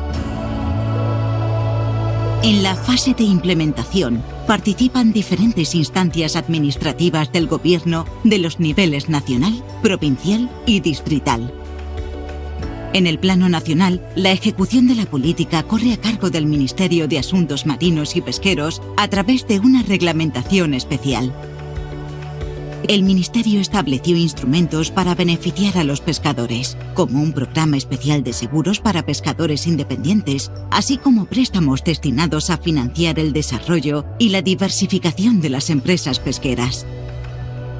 En la esfera provincial, el gobierno de la provincia de Java Occidental instituyó una reglamentación local que disponía la creación de un carné seguro de pescador, que garantiza la protección de los pescadores contra los riesgos para la salud y accidentes ocurridos en el mar. El ciclo concluye con la fase de monitoreo y evaluación, en la cual se evalúan los efectos de la política, si ésta ha alcanzado sus objetivos y cómo podría mejorarse. Por ejemplo, si existen posibilidades de armonizar la política con otros programas. El proceso de políticas para el apoyo a los pescadores en Indonesia tiene en cuenta e interactúa con otras políticas y regulaciones gubernamentales. Por ejemplo, con el Plan de Desarrollo Nacional Presencial. Todas esas políticas juntas, al final, tendrán un impacto conjunto en la vida de los pescadores.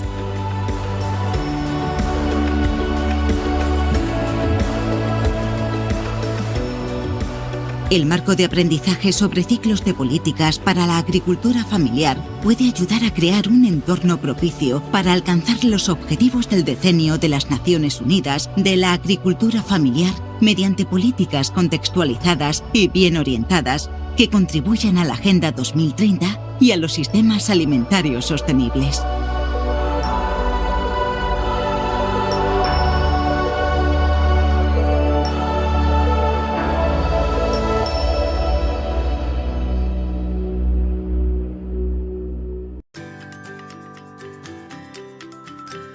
Trabajamos para lograr una mejor alimentación para todos. Colaboramos con los gobiernos, las organizaciones internacionales, las instituciones de investigación, el sector privado y la sociedad civil para implementar políticas y acciones. Nuestro objetivo es garantizar que todas las personas tengan acceso a una alimentación saludable, de bajo impacto ambiental, social y culturalmente aceptable, y también que sea física y económicamente accesible. Únete a nosotros para lograr un mundo con una mejor alimentación, un mejor medio ambiente, una mejor producción y una vida mejor.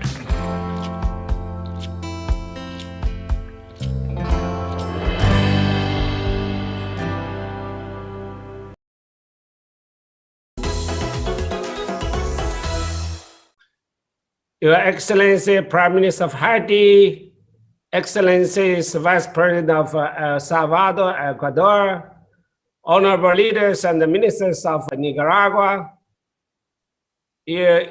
honorable minister for LARC, and Ms. the independent chairperson of the FAO Council, distinguished delegates, representatives from the civil society, private sectors, parliamentarians, and the academia. Ladies and gentlemen, buenos días.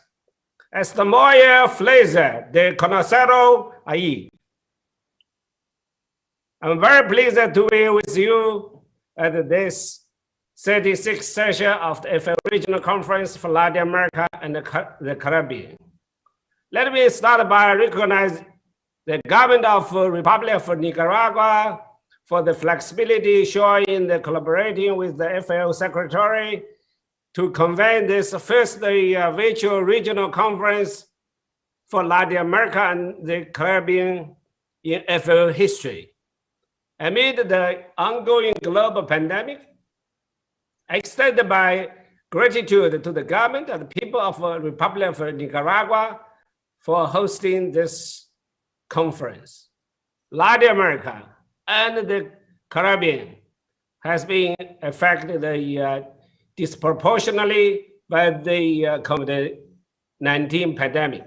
My thoughts and solidarity are with all of the victims and the heroes fighting against the COVID-19 pandemic in the region. And I would like to pay tribute to the national authorities of all our members who have hosted FAO offices across the region and who help us ensure our employees' safety while they continue delivery under this difficult circumstance. I've seen that your countries adopted the slogan in this pandemic, agriculture will not stop. I pay tribute to the millions of farmers, entrepreneurs, food processors, workers, traders, and merchants who made sure that every single day food was available in every city, town, and villages, from the Rio Bravo to the Patagonia. Ladies and gentlemen, hunger elimination, poverty reduction, or the increase of food production do not happen at the headquarters in Rome. What we can do in Rome is only useful if it is rooted in your specific conditions and priorities, and if it translates into concrete practical action and change in the field. This is the fundamental reason why FAO's Constitución de la FAO prevé mecanismos fuertes de gobernanza regional con estas conferencias regionales que son una parte integral y esencial de la gobernanza de la FAO, fomentando el diálogo y también la determinación de las prioridades comunes. Las perspectivas regionales son realmente esenciales a la hora de conformar las perspectivas y medidas estratégicas de la FAO, puesto que nos permiten satisfacer sus demandas de forma más estrecha y mejorar y acelerar el cumplimiento de nuestro mandato. Esta es su conferencia. Es el órgano rector regional y debe ser útil para ustedes. Mis colegas y yo vamos a escuchar muy de cerca sus opiniones y sugerencias.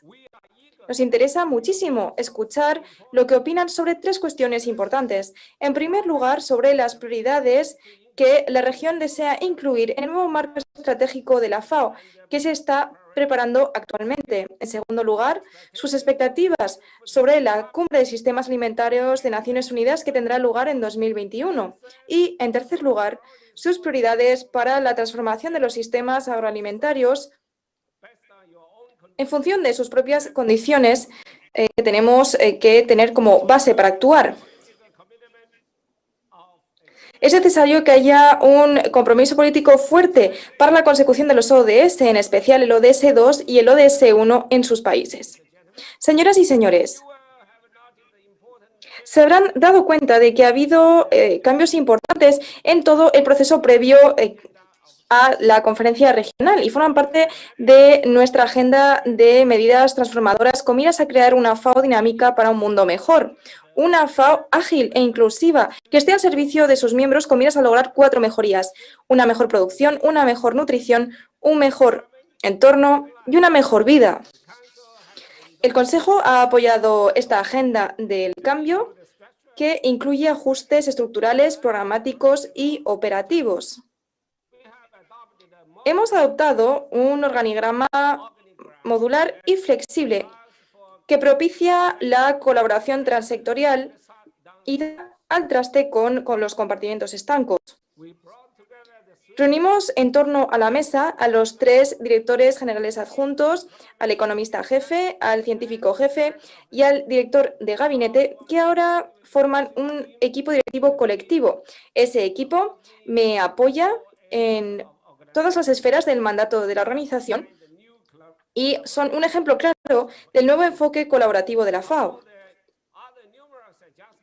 Entre los distintos ajustes y esfuerzos de reforma, me complace recalcar la creación de una oficina dedicada a los pequeños estados insulares en desarrollo, los pequeños países menos avanzados, los PMA, y también para los países en desarrollo sin litoral, los PDSL. Y es algo muy importante, puesto que 18 de los 33 miembros de su región se enmarcan en una o más de estas categorías de países que ahora están abarcados en esta oficina. Y el director de esa oficina también proviene de su región, de Panamá en particular. También he creado una oficina para la innovación y una oficina para el cambio climático, la biodiversidad y el medio ambiente, que son 2 de las principales prioridades de los países en esta región y temas que se debatirán sin duda durante esta conferencia regional. También hemos fortalecido nuestro centro de inversiones para mejorar los efectos catalizadores con los bancos de inversión, el sector privado y otros a nivel mundial. Y también hemos creado una oficina para los ODS, para garantizar que toda nuestra labor contribuye a la consecución de la Agenda 2030, que es nuestro marco común en pro del desarrollo sostenible. Estas transformaciones y ajustes comenzaron en la sede y ahora se están extendiendo a todas las oficinas de la FAO, desde las oficinas regionales hasta las oficinas de país en todo el mundo, puesto que somos una FAO, al margen de donde nos encontremos. Y por eso me alienta ver que la oficina regional para América Latina y el Caribe ha sido muy proactiva a la hora de promover esta agenda transformadora a favor de una FAO dinámica. Es muy alentador ver cómo la región está acabando con los compartimentos estancos y promoviendo una mayor colaboración con la aprobación del enfoque programático una FAO. Y me complace ver que en la preparación de esta conferencia regional se celebraron consultas importantes con nuestros socios gubernamentales, con el sector privado, con la sociedad civil, los científicos y con los académicos, y también con los frentes parlamentarios contra el hambre. Varios miles de personas participaron de una manera o de otra en ese proceso que ha culminado en esta conferencia. E incluso hoy hay más de 320 participantes y más de 2.500 personas que están siguiendo esta conferencia, con lo cual es una muestra clara de nuestro enfoque participativo, una muestra clara de la nueva FAO que queremos, una FAO más transparente, más abierta al diálogo, abierta a trabajar con otros, para estar a su servicio, al servicio de los miembros y hacerlo mejor. Honorables colegas, mientras la COVID-19 sigue asolando al mundo entero, son los pobres y los más vulnerables los que más se han visto afectados por la pandemia. Es ante todo una crisis sanitaria, pero sus repercusiones han afectado a todas las esferas de nuestras vidas y, más en particular, a la seguridad alimentaria y a los ingresos. Se han perdido en esta región más de 35 millones de trabajos y las Naciones Unidas consideran que hasta 28 millones de personas podrían caer en la pobreza extrema, lo cual significa que también serán más propensos a sufrir una seguridad alimentaria grave. Además, la pandemia se añade a crisis ya existentes como los conflictos, los desastres naturales, el cambio climático, las plagas y las enfermedades. Las comunidades y hogares que viven en pobreza ahora están bajo una mayor presión y esto incluye a la mitad de la población rural de esta región. La FAO es punta de lanza de los esfuerzos para hacer frente a los retos que plantea esta pandemia y recientemente pusimos en marcha el Programa Integral de Respuesta y Recuperación de la FAO, una iniciativa basada en datos empíricos, coordinada e integral, cuyo objetivo es prevenir una emergencia alimentaria mundial durante la pandemia, pero también después de la pandemia, al mismo tiempo que se fortalece la resiliencia e inclusividad futuros de los sistemas alimentarios y los medios de vida. Este programa permite a los donantes que aprovechen el poder de convocatoria de la organización, sus datos en tiempo real, los sistemas de alerta temprana, la pericia técnica y el apoyo directo allí y cuando es más necesario. Para hacer frente a los múltiples retos de nuestra era, incluyendo la pandemia de la COVID-19, pero no solo, será necesario impulsar la innovación y la colaboración entre gobiernos nacionales, subnacionales, el sector privado, incluyendo los agricultores, los científicos, las ONG y muchos otros. También tendremos que promover los datos, la innovación, la tecnología, puesto que complementan la gobernanza, el capital humano y las instituciones para que la transformación sea inclusiva. Y por eso hemos introducido en la FAO la iniciativa Mano de la Mano. Se trata de una iniciativa basada en datos empíricos de la que se adueñan los países y cuyo objetivo es acelerar la transformación de los sistemas agroalimentarios y el desarrollo sostenible de las zonas rurales con miras a acabar con la pobreza y el hambre y todas las formas de malnutrición, es decir, los ODS 1 y 2. Es en realidad un nuevo modelo de negocio para colaborar, que aprovecha un amplio abanico de asociaciones y aprovecha las capacidades de datos y técnicas de la organización con miras a determinar cuáles son las mejores opciones para llegar a los más vulnerables y también lograr la mayor repercusión posible a la hora de luchar contra la pobreza y el hambre. Obviamente es una iniciativa que está abierta también a otros, por ejemplo, a países de ingresos medios. Y además esta iniciativa cuenta con herramientas muy vanguardistas, por ejemplo, la plataforma geoespacial de la iniciativa Mano de la Mano, que apoya a todas las partes interesadas con datos detallados y fáciles de compartir, al mismo tiempo que respeta los protocolos de confidencialidad de datos. Además, la plataforma también incluye un sistema subnacional con información sobre donantes que ha elaborado la FAO y también sus socios. Luego tenemos el laboratorio de datos a favor de la innovación estadística, que combina fuentes de datos no convencionales, macrodatos, ciencias de datos, la explotación de textos y métodos de este tipo, con miras a mejorar los calendarios y la precisión en la toma de datos y la evaluación de impacto. Y me complace mucho decir que muchos miembros ya están participando en esta iniciativa. Hasta la fecha hemos empezado a poner en práctica esta iniciativa en 27 países, 6 de los cuales están en su región. Es realmente muy alentador ver que en la región de América Latina y el Caribe hay 5 países adicionales que ya han adoptado el enfoque Mano de la Mano con miras a acelerar el logro de los ODS 1 y 2 en sus zonas rurales que están algo rezagadas. Y eso significa que 1/3 de los miembros de su región ya están obrando en base a los principios y herramientas de la iniciativa Mano de la Mano. Es un gran avance en menos de un año desde que pusimos en marcha la iniciativa. Estimados colegas y amigos,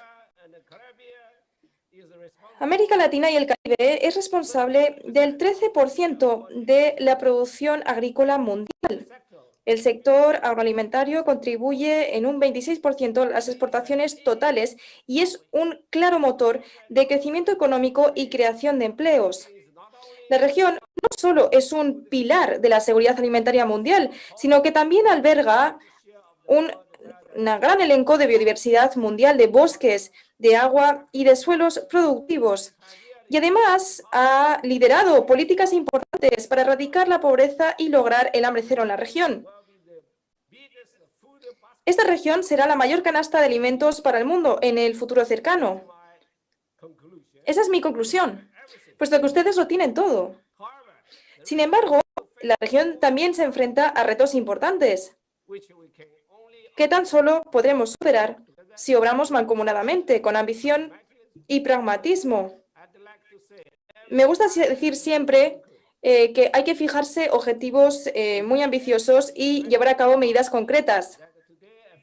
podemos tener como objetivo erradicar la pobreza que hoy afecta a la mitad de la población rural de sus países. Podemos tener como objetivo tener dietas saludables disponibles para todas las personas en su región, en particular para los 62 millones de personas que antes de la pandemia se enfrentaban a una inseguridad alimentaria grave y también a millones más que se encuentran ahora en esta situación a causa de esta crisis.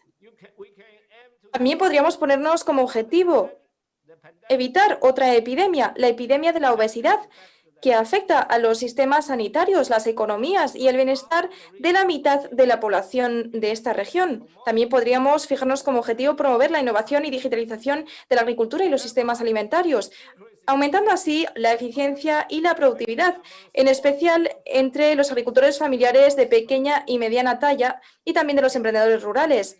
Fijarnos como objetivo crear nuevas oportunidades para las personas en zonas rurales, aprovechando las nuevas demandas de los consumidores urbanos, tales como la bioeconomía, el agroturismo y también el suministro de servicios medioambientales a las ciudades. También podríamos fijarnos como objetivo aumentar el comercio y el acceso a los mercados para los agricultores y los emprendedores agroalimentarios a través de las normas multilaterales basadas en la ciencia. También podríamos tener como objetivo transformar 72.000 kilómetros de zonas cercanas a la costa y también los vastos océanos de esta región en una fuente de crecimiento azul sostenible, un nuevo motor para transformar sus sistemas agroalimentarios, al mismo tiempo que garantizamos que los ecosistemas marinos y costeros se preservan para generaciones futuras. Fijarnos como objetivo mejorar la seguridad alimentaria con miras a prevenir la resistencia antimicrobiana y contener plagas y enfermedades que amenazan cultivos importantes tales como el café, los plátanos o el cacao, y contener la plaga que está asolando a Sudamérica. También podríamos tener como objetivo hacer que la agricultura de esta región sea más sostenible, reduciendo su huella medioambiental y sus emisiones de gases de efecto invernadero, mejorando su uso de recursos hídricos, reduciendo la deforestación, restaurando los suelos y los paisajes y gestionando los riesgos, y así haciendo que la agricultura sea más resiliente y más sostenible. Podríamos también tratar de aprovechar el conocimiento y el patrimonio agrícola de los pueblos indígenas para conservar los grandes ecosistemas tropicales de esta región que son vitales para la salud de todo el planeta. Y contener también la plaga de la langosta del desierto que está asolando a Sudamérica.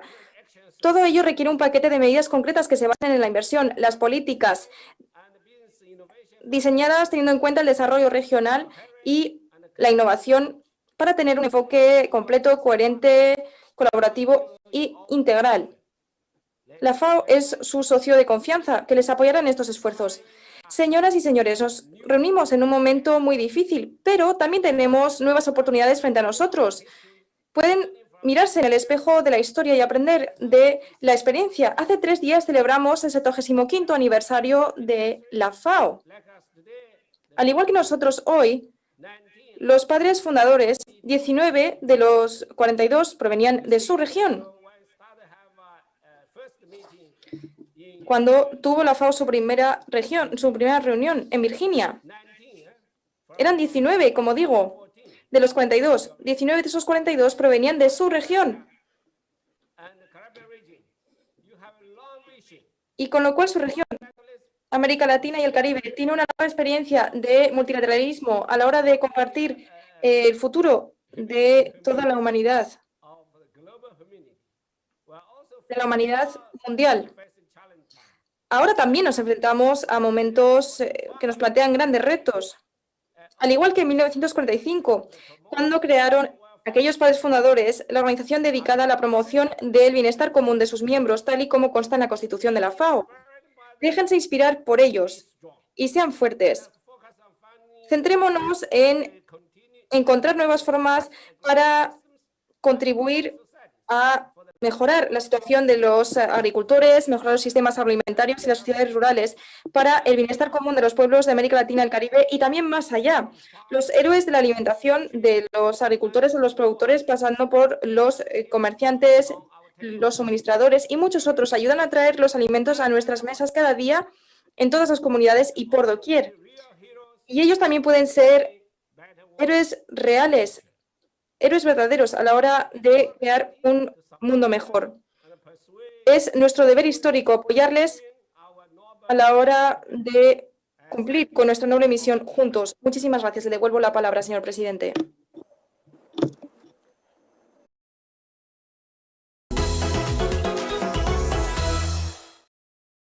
Las directrices para lograr la sostenibilidad de la pesca en pequeña escala son una serie de acuerdos internacionales acerca de cómo gestionar y desarrollar las pesquerías artesanales.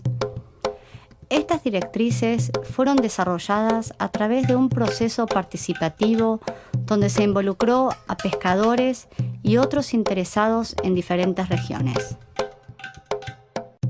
Las directrices se dirigen a todos los actores de la pesca, incluidos los estados, la sociedad civil, las comunidades pesqueras y sus organizaciones y las empresas. Los derechos humanos internacionales son una parte central de estas directrices. Esto significa que la gobernanza y gestión de la pesca artesanal deben garantizar que todas las actividades respeten y protejan los derechos humanos de todos. Esto incluye el derecho de los pescadores a la igualdad, el respeto a la cultura, los derechos de la mujer y de los pueblos autóctonos, el derecho a participar y ser consultado en la toma de decisiones y el derecho a una gestión responsable y transparente. Por todo ello, los pescadores artesanales deben tener la posibilidad de participar en la implementación de estas directrices. Las directrices reconocen que la gestión pesquera responsable, los derechos humanos y el desarrollo sostenible van de la mano. Por lo tanto, cuando se planea la implementación, los gobiernos deben adoptar un enfoque intersectorial, asegurando la cooperación entre los departamentos responsables de la pesca, el medio ambiente, las condiciones de trabajo justas y favorables, al igual que de otras necesidades básicas como la salud, la vivienda y el desarrollo social. Los gobiernos también necesitan colaborar en todos los ámbitos, desde el nivel local hasta el nacional, regional e internacional. Los gobiernos deben tener en cuenta los principios fundamentales en estas directrices y cómo pueden fomentar los derechos de los pescadores en el mar, en el sitio de desembarco, en las comunidades y a través de leyes y políticas. Las comunidades pesqueras necesitan un acceso seguro a la tierra y al agua donde pescan. Dependen de ecosistemas que vinculan la vida terrestre y la vida acuática. Cuando se planea el desarrollo costero, los gobiernos deben respetar la tenencia consuetudinaria y garantizar que los ecosistemas terrestres y acuáticos sean saludables y capaces de mantener los medios de subsistencia de las comunidades. Todos deben estar involucrados para lograr el uso sostenible de los recursos marítimos. La gestión debe garantizar la participación equitativa de los pescadores, especialmente de las mujeres, fomentando la gestión conjunta. Las actividades para prevenir la pesca ilegal y promover la conservación deben ser diseñadas para adecuarse al ámbito local donde operan. Cuando se realizan planes que involucren a las comunidades pesqueras, deben considerarse todas las actividades a lo largo de la cadena de valor.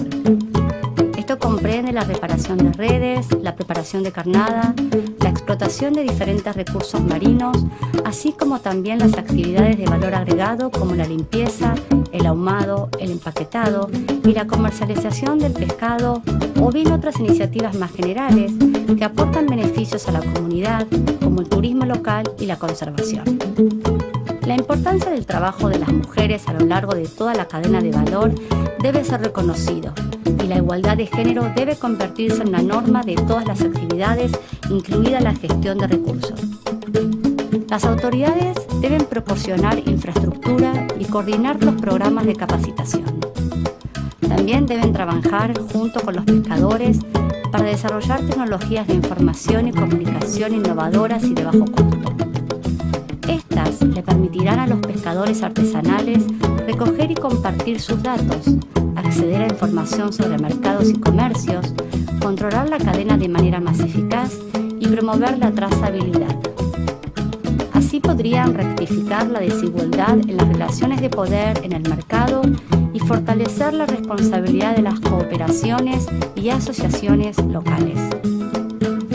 Las comunidades de pesca artesanal necesitan acceso a información y tecnología que fomenten la seguridad marítima, recopilen los conocimientos tradicionales de los pescadores y les den poder para participar activamente en el monitoreo, investigación y gestión de los procesos. Así también se fortalecerá su capacidad de responder a los riesgos de desastre y al cambio climático de una manera flexible. Para hacer realidad los principios de las directrices, los procesos de implementación deben involucrar a los pescadores en todas las etapas. De esta forma, las directrices lograrán que se escuche la voz de los pescadores artesanales y se reconozcan sus derechos humanos en todos los niveles.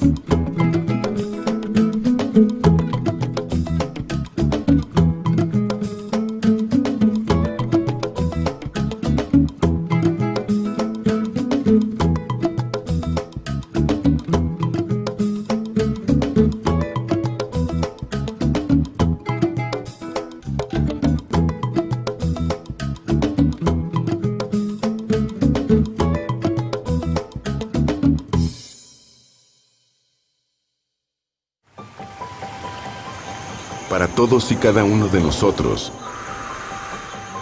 los alimentos cuentan una historia. Empieza por la agricultura y nuestras acciones repercuten en su viaje, en cada paso del camino. Tenemos un planeta y formamos parte del mismo sistema. Debemos trabajar juntos para construir un futuro mejor. Debemos reconectar con la naturaleza y trabajar como si fuésemos uno. Reescribamos la historia de los alimentos para un mundo mejor y más sostenible.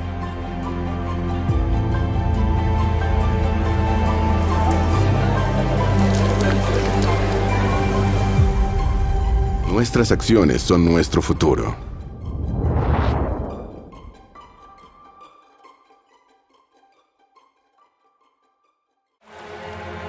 Our small actions can have big impact, like a ripple effect. Small-scale fishing and aquaculture can bring food to one family and provides healthy nutrition to millions more. It brings value to all. Small-scale fishers and fish farmers also know what it means to preserve the balance in our ecosystem. But our livelihoods are at risk. Now more than ever, we need to be resilient, include us in decisions that affect us, and we will adapt and innovate with the changing tide. We may be small in scale, but our way of life will keep on making a difference and spread like ripples in the water.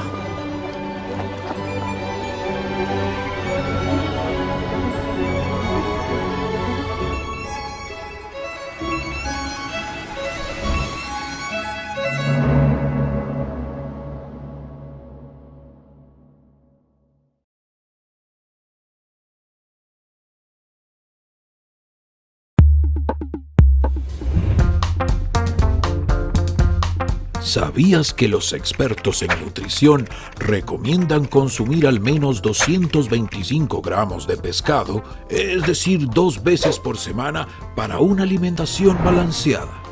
Cuando consumes pescado, cuidas tu salud, pero también contribuyes a fortalecer el sistema alimentario de tu localidad, región y país, dinamizando la economía de los territorios costeros que dependen de la comercialización de este alimento. Además, el sector de la pesca y la acuicultura tienen una importante contribución a la consecución de la Agenda 2030 de los Objetivos de Desarrollo Sostenible, para conservar y utilizar en forma sostenible los océanos, los mares y los recursos marinos. Así que recuerda, el consumo de pescado es sinónimo de salud, desarrollo y conservación. ¡Vamos a consumir pescado!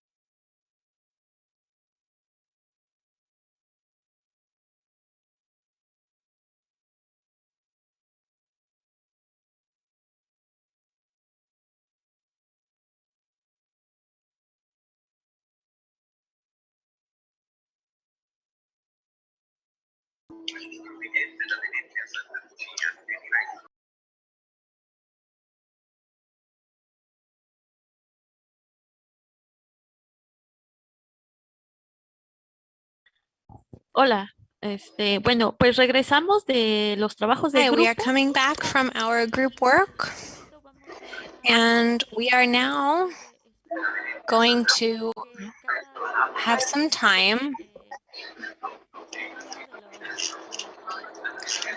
for our rapporteurs. Please make sure you have your microphones off. We're getting some interference from microphones that are left on. Please turn your microphones off. So we're back from our group work. We're going to have some time for the rapporteurs from each working group to share what their groups spoke about. Maximum 4 minutes per rapporteur. So Ricardo Aquino from the Indigenous Peoples Group will speak first. Please go ahead, Ricardo. Good morning.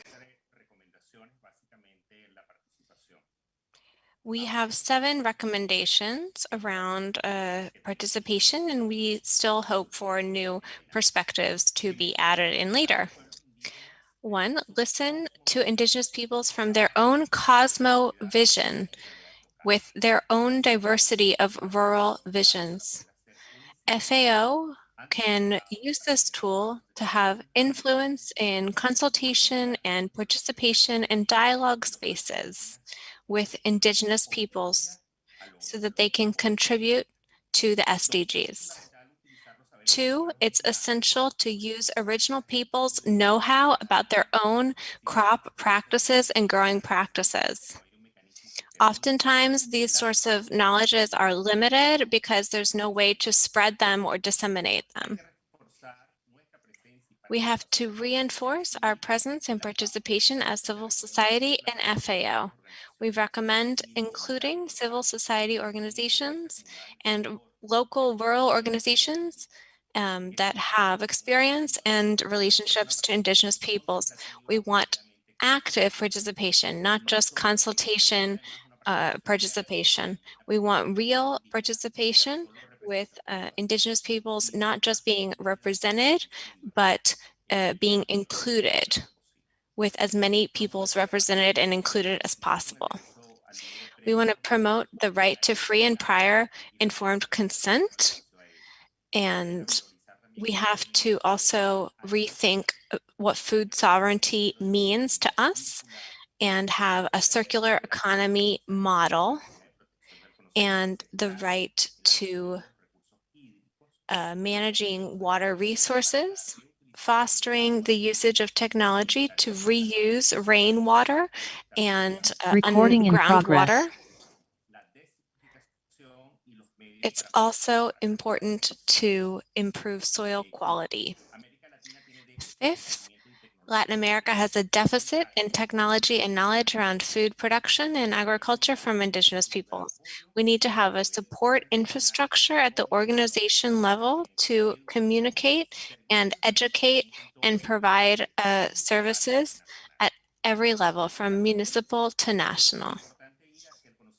It's important to be aware of food practices from original peoples so that it is not known only in one group. It should become the heritage of everyone, thereby safeguarding Indigenous peoples.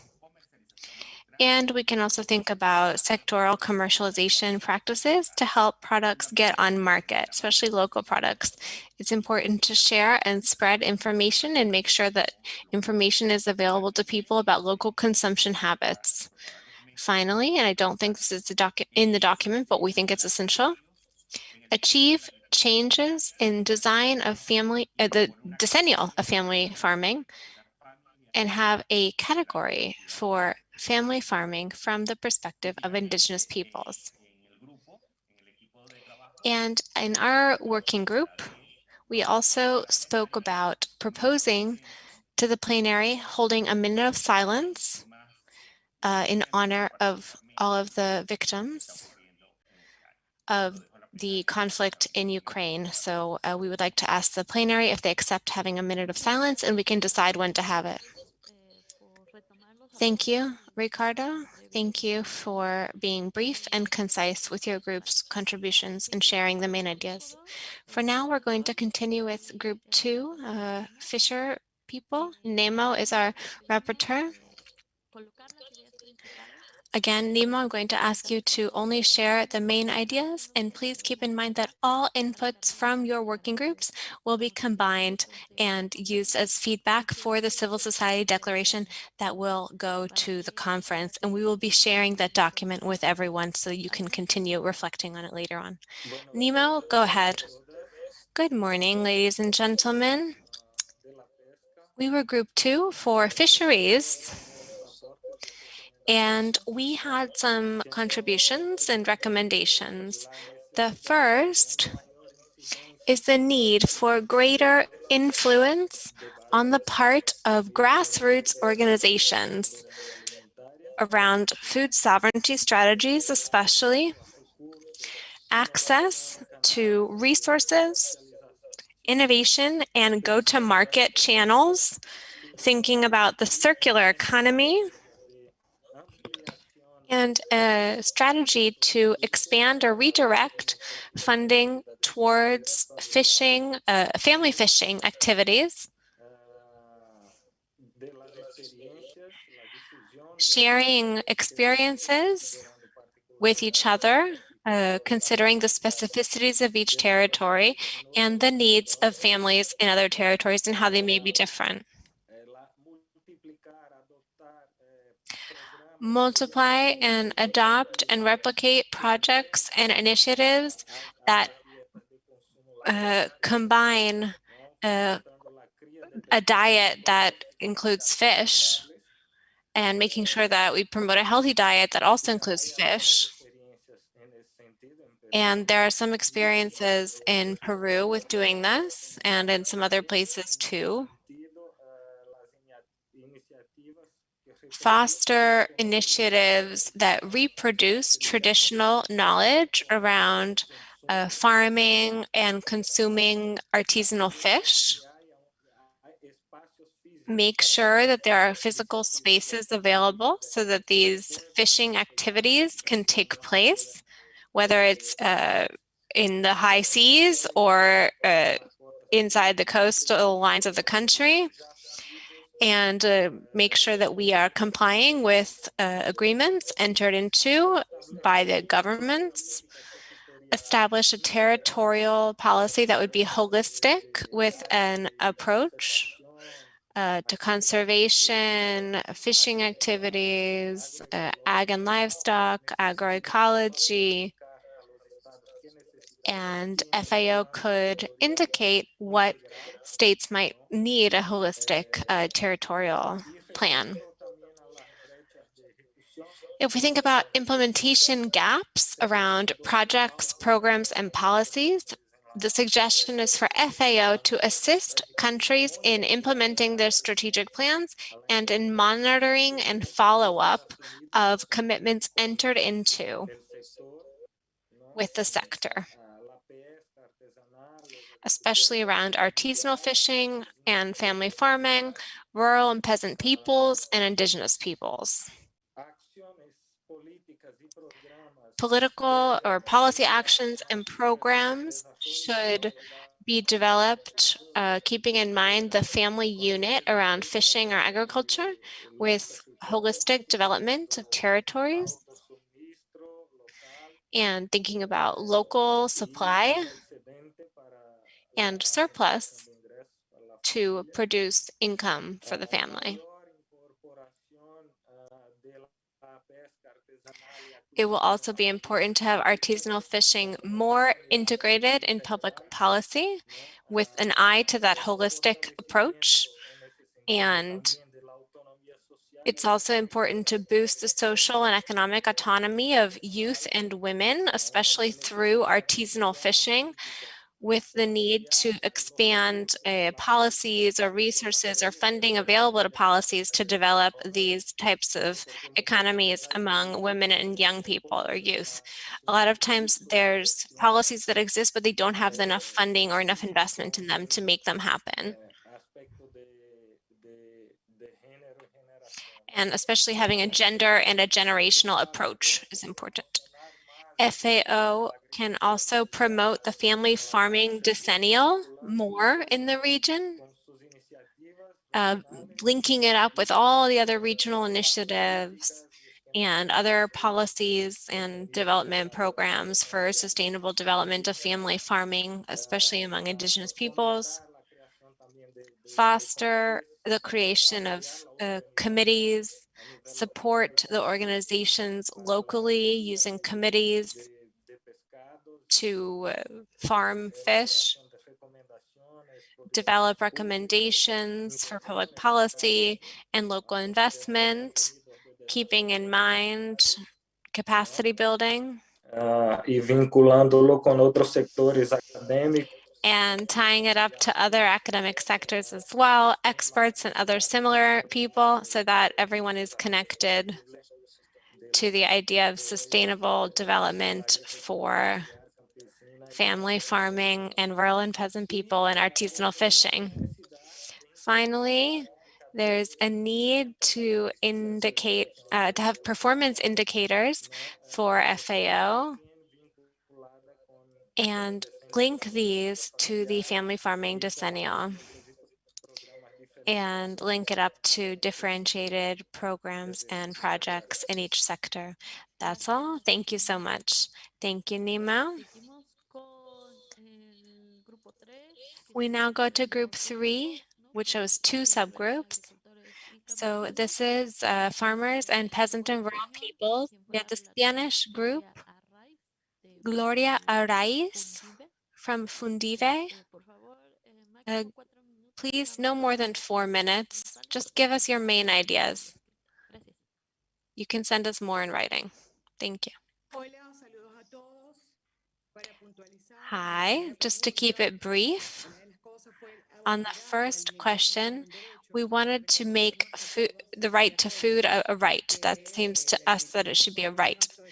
And quality food is a human right. And our actions and processes should be oriented toward that aim. We would also suggest having some codes in order to have a sustainable agricultural system free from conflicts of interest.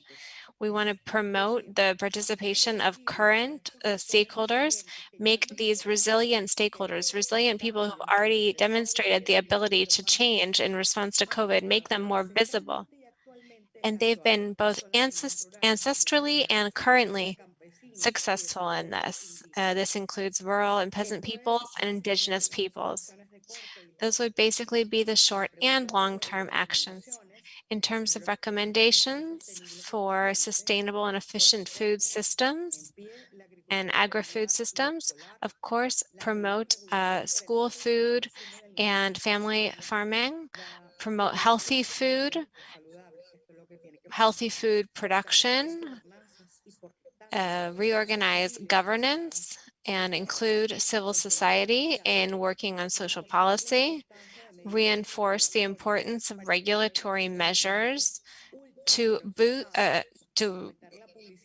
discourage eating ultra-processed foods, underscore the importance of eating natural and minimally processed foods, encourage the participation of indigenous and women's networks and having spaces for public policy design, make dialogue institutional to strengthen state policies that raise visibility around voices that have historically been silenced, but this should not be dependent on whatever administration is in power.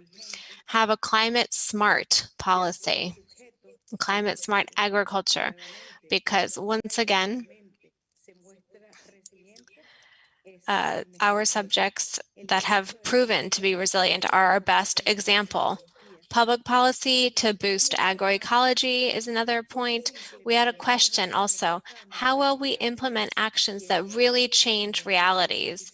That's one of the questions and one of the requests we have for FAO to permit connections to sustainable financing in a direct fashion and link this to public policy and governance that is sustainable and resilient with a holistic vision. On point 3, the change strategy for inclusion would be implement actions based on the decennial plans with participating countries, increase the number of countries participating in this plan, review financing available in countries that have already been implementing the plan, track programs that have been implemented, and expand the platforms for dialogue, active social participation with a gender and inclusive approach and generational approach, co-responsibility of the private sector, and FAO and other UN agencies can participate in this type of integrated approach. Y cerraríamos entonces. Thank you, Gloria. And now, the Farmers and Peasants group, but English speaking. Christopher. So good morning again. So I'll go right in with the time that we had. We had a very diverse group with a number of ideas to help to improve our food systems. These ideas will be categorized under 7 main themes: collaboration and mainstreaming, capacity building and education, access, technical assistance and support, simplified financing, added value, processing, transportation and storage, and circular economy addressing food loss and waste. So under the theme of collaboration, recognizing that ecosystems enable better collaboration, and there was also need for a common legal framework to make to enable this better collaboration across our various communities, and to institutionalize that collaboration through working groups and frameworks that end up to support rather than consultation and ongoing engagement. The other issue that was key was this issue of education. When we talk about education here, you're talking about a direct focus to educate in food systems from the cradle to the grave, addressing the whole question and the importance of prioritizing preschool, primary school, and secondary school rollout and inclusion in the curriculum in terms of food systems.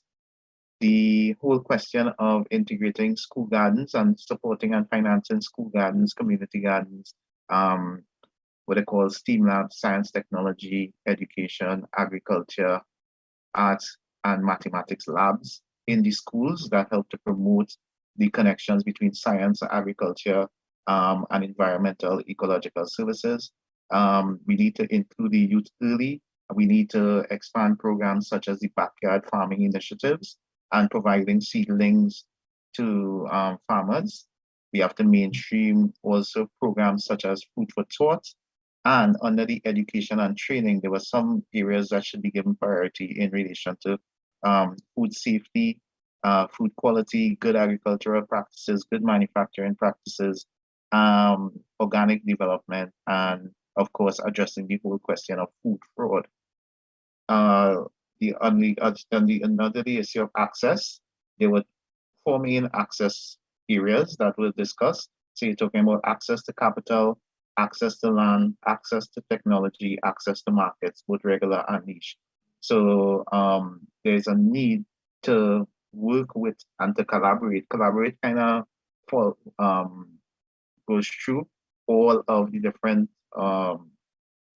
areas. So there's a need to work with governments and others to develop on the access. 2 areas that were key to be priorities also were the issue of property rights and intellectual property. farmers felt that, based on certain issues of trust, there was a need to protect the intellectual property. The whole question of collaboration and mainstreaming also would have meant that there's a need to include women and youth-led organizations throughout that ecosystem and within that working group framework that we mentioned to facilitate more bottom-up approaches to the development of policy and the implementation of these policies and priorities and conventions and so on. The simplified access to funding, there was a need for simplified access to funding that would have been more enabling for women and youth to actually apply, to participate, to gain equipment, to support ecologically friendly expansion, to involve the beneficiaries, and to address the whole question of technology adoption. Recognizing also that the barriers to technology adoption sometimes relate to the lack of demonstrated value. And when we talk about value here, we're not just talking about value for the person who's selling the technology, but value for the farmers and so on. So that's where the need for cluster services come in. There's also a need for regulatory flexibility. There's a need for education and training, and there's a need for third-party assessments to help to support. And these are ways that the FAO can come in and help to support with regards to supporting the improvement of these standards in infrastructure and quality infrastructure. Under the whole question of added value, there was a need to also emphasize and support the production, the agro-processing, the storage, and the development of added value. And when we talk about transportation here, we're also talking about not only vehicles, which we believe should also be low emission vehicles, but also we're talking about access roads to rural communities. We're talking about connectivity in terms of digital connectivity to enable the e-commerce and so on. And also you're talking about maritime within the region. We recognize that it's probably more difficult for the Latin American and the Caribbean region to actually to have access to maritime resources to facilitate the trade of services across the Caribbean. And finally, the whole question of the circular economy and addressing the issues of food loss and waste. We definitely believe there's a need for greater education in relation to composting and all of these other circular activities that help to support the expansion and inclusion and efficiency around water, around energy, around the actual use of the waste that is generated or the loss that is generated to help to feed forward and improve the future development of the system. That being said, I think that there's at this point nothing that hadn't been said by the other groups, so I can stop there. Thank you. Muchas gracias, compañero Christopher. Thank you, Christopher.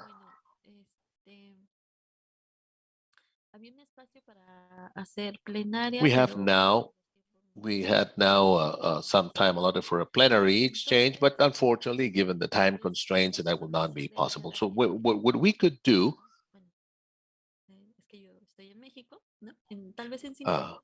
maybe in 5 minutes, we would like to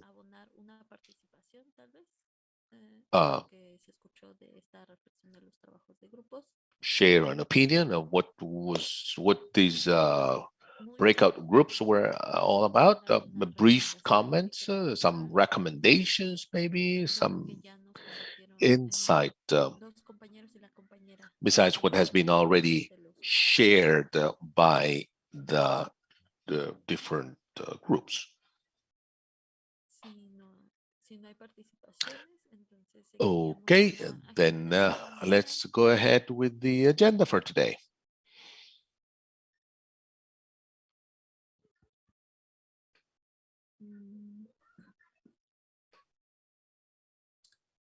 Bueno, entonces, seguimos con la agenda del día. On to the next activity, unless somebody would like to add anything. No sé, creo que el compañero. Bueno, continuamos con la agenda. Okay, next item in the agenda. El siguiente punto es presentarles a It's like to present to you, introduce, share with you a proposal of spokespersons and observers that will be representing the civil society for the regional conference in the 37th regional conference. So let me show you the whole idea behind sharing this list is to make this as transparent as possible. As a society, we need to be properly informed of who will be participating. So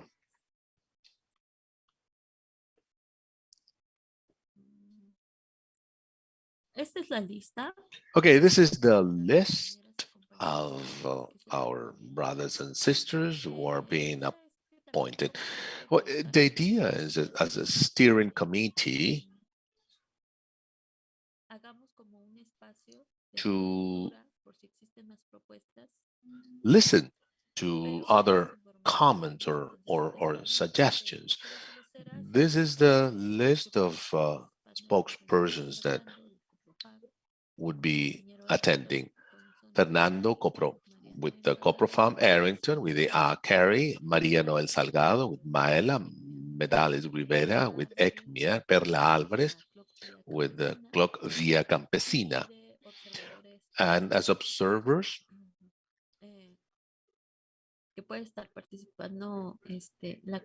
attending the conference would be Tamisha with the JNRWP, Eva Gamboa with ECMIA, Nuri Martinez, Clock Via Campesina, Lorena Ortiz, WWF, Taina Hetman, City, Walter Gomez, Amigos de la Tierra.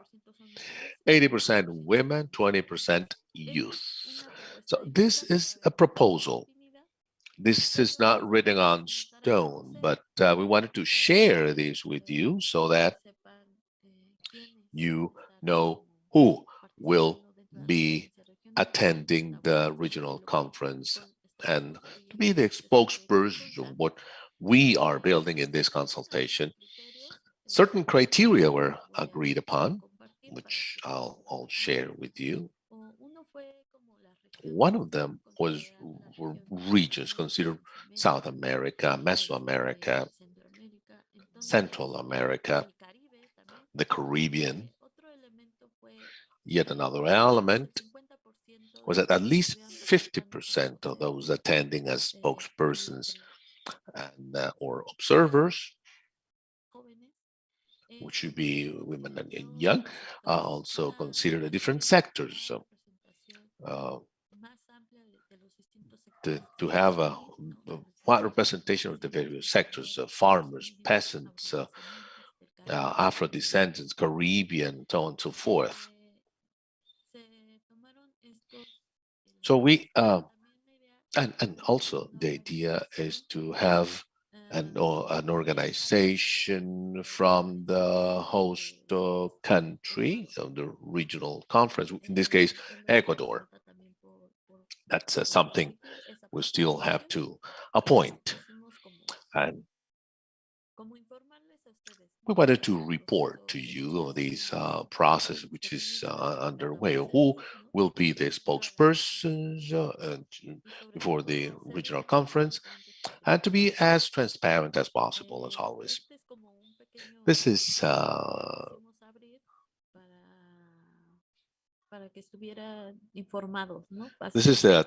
this is what we decided to do to keep you informed.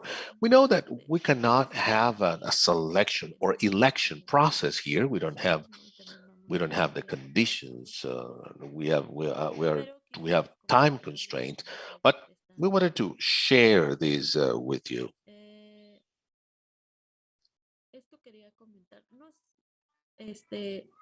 Nemo, no sé si quieres como complementar. Nemo, would you like to add anything? Nope. Okay. Es que el compañero Nemo estamos como en la parte técnica apoyando, entonces. With the Nemo, we are. Cierro, igual si tienen comentarios los podrían hacer aquí en el chat porque lo que les digo es como que no queremos como hacer un proceso de selección. We don't have here the time nor the facilities for selection process. We'd like to have this opportunity to discuss this list and maybe to make some changes if deemed advisable. So on to the next point in the agenda. Se abrió como espacio de intervenciones a representantes. We will allow the representatives from the different regions from Caribbean and Latin America. So we'll start with the considerations from the Caribbean. And for that, Arrington Thompson with Carrie for him to offer his comments on as a civil society in the Caribbean. So Arrington. Good afternoon. Thank you very much, Laura. The catastrophic effects of climate change raised the alarm for Caribbean nations. There was a realization that we must move quickly to secure our livelihood and our well-being from an existential threat. Then the coronavirus pandemic devastated our health systems and crippled our economies. The social degradation and isolation were just unbearable. But the threat of war has stopped us in our tracks.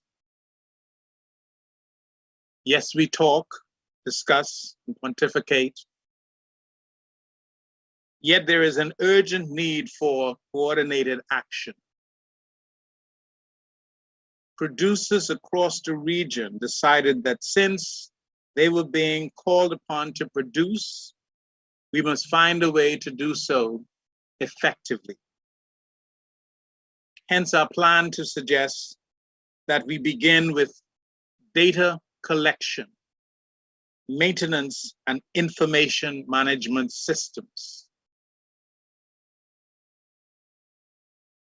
Data collection should be followed by a comprehensive agriculture and food production system.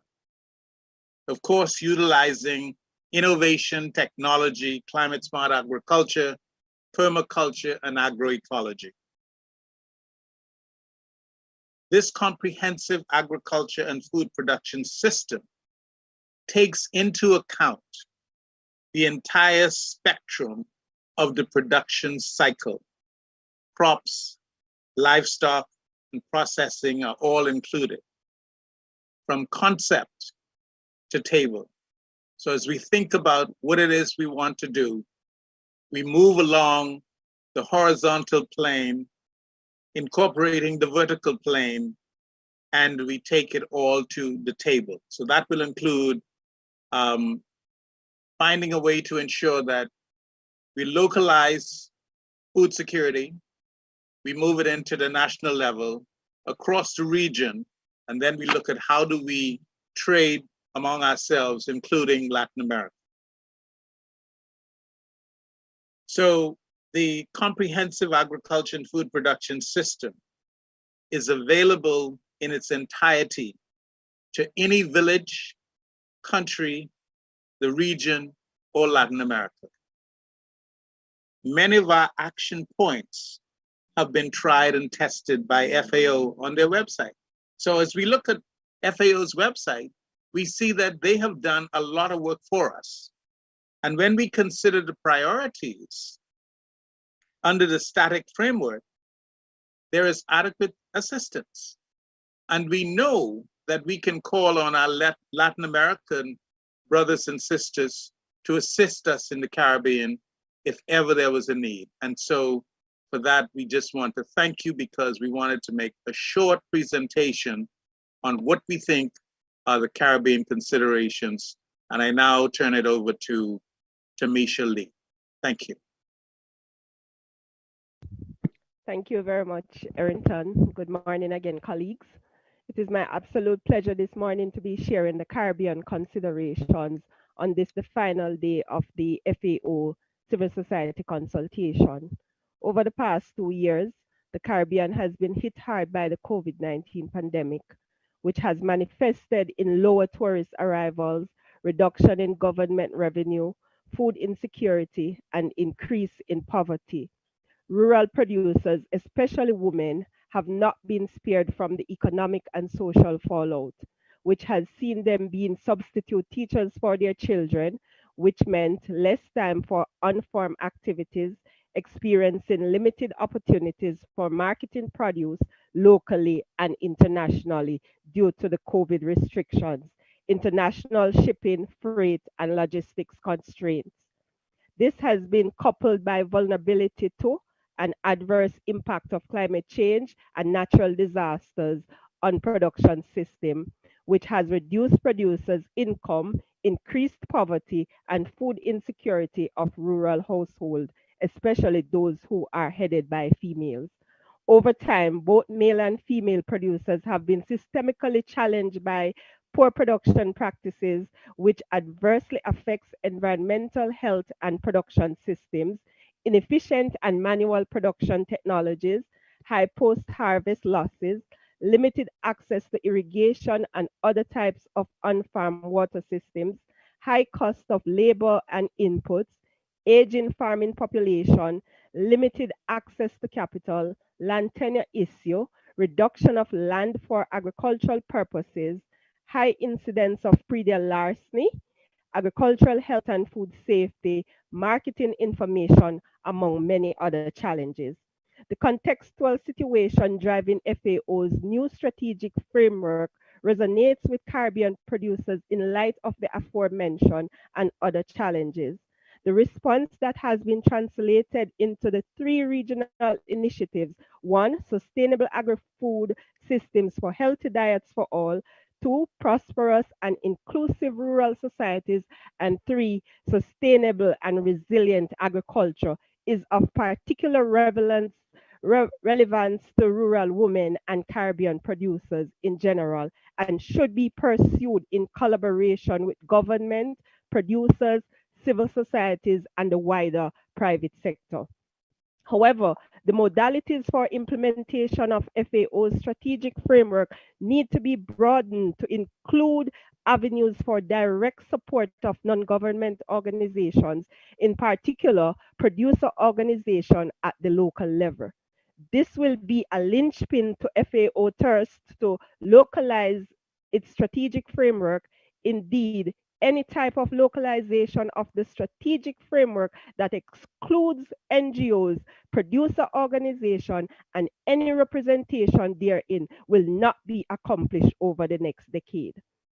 FAO must identify sources of technical assistance and other types of support that producer group can access without going through national governments, once it aligns to the regional initiatives and respective country programming frameworks of FAO. Indeed, these processes must become inclusive of the views of rural producers, their organizations, and other representatives of rural society, as governments are not on the ground experiencing their everyday reality and therefore cannot speak on their behalf. Civil society must be given a platform in these deliberations and in the execution of the initiatives. Partnership with civil society must become entrenched in the delivery of programs to countries in the region by FAO. I note the interventions with respect to strengthening gender equality and rural women's empowerment and inclusive rural transformation through enhanced policy.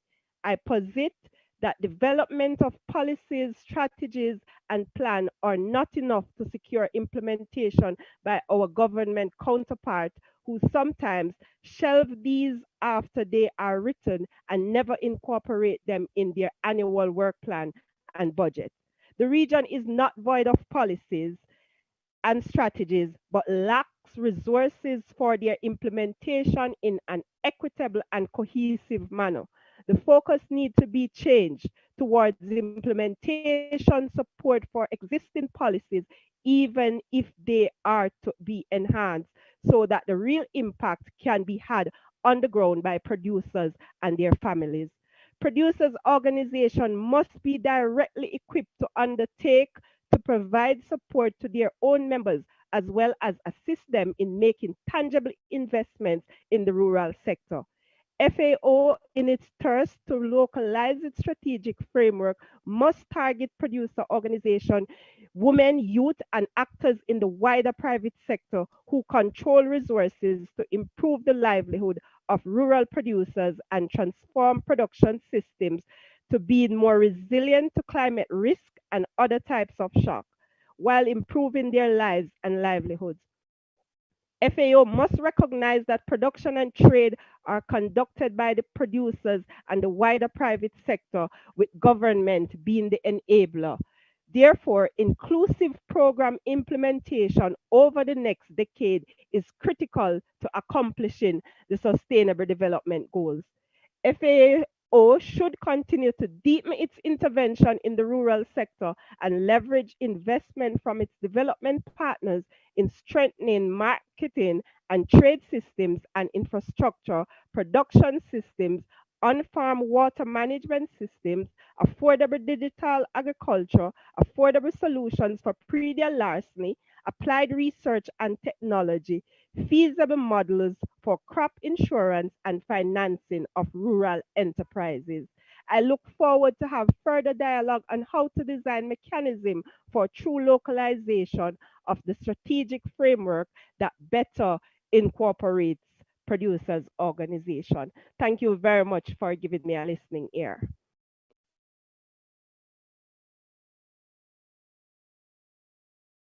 Muchas gracias, Tamisha. Thank you, Tamisha. We have now heard the remarks from the Caribbean. Thank you, Arrington, and thank you, Tamisha. Thank you for sharing that.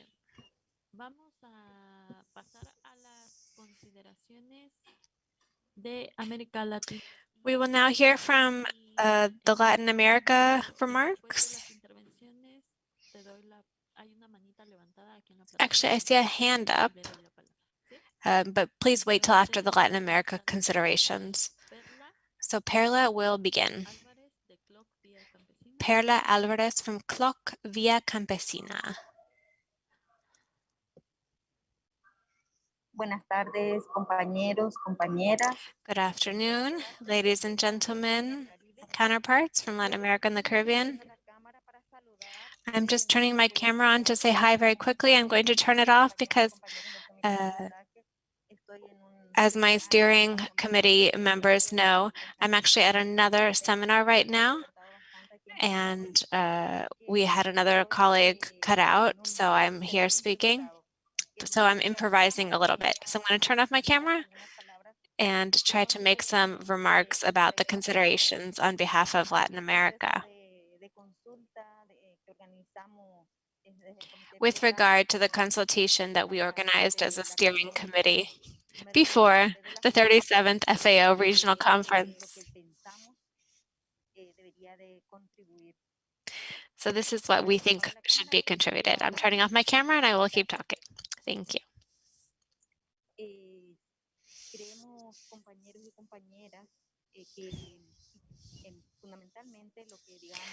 Colleagues, we fundamentally believe that what we can derive from the documents for the conference and for the participating governments, what we're hoping that they will take away is that there is sort of something missing on the action side, but maybe not necessarily on the document side. We think the FAO strategic framework does contain very important elements that will contribute to achieving its objectives, which are related to food policy, exercising the right to food, and agriculture. In Latin America, we have felt the major impact of the pandemic in these past couple of years, especially in our rural and peasant communities and indigenous territories, including the criminalization of the right to fight for land. Without that right to fight for land, we cannot speak about the suitable exercise of the right to food. So we think a central pillar, one central pillar must say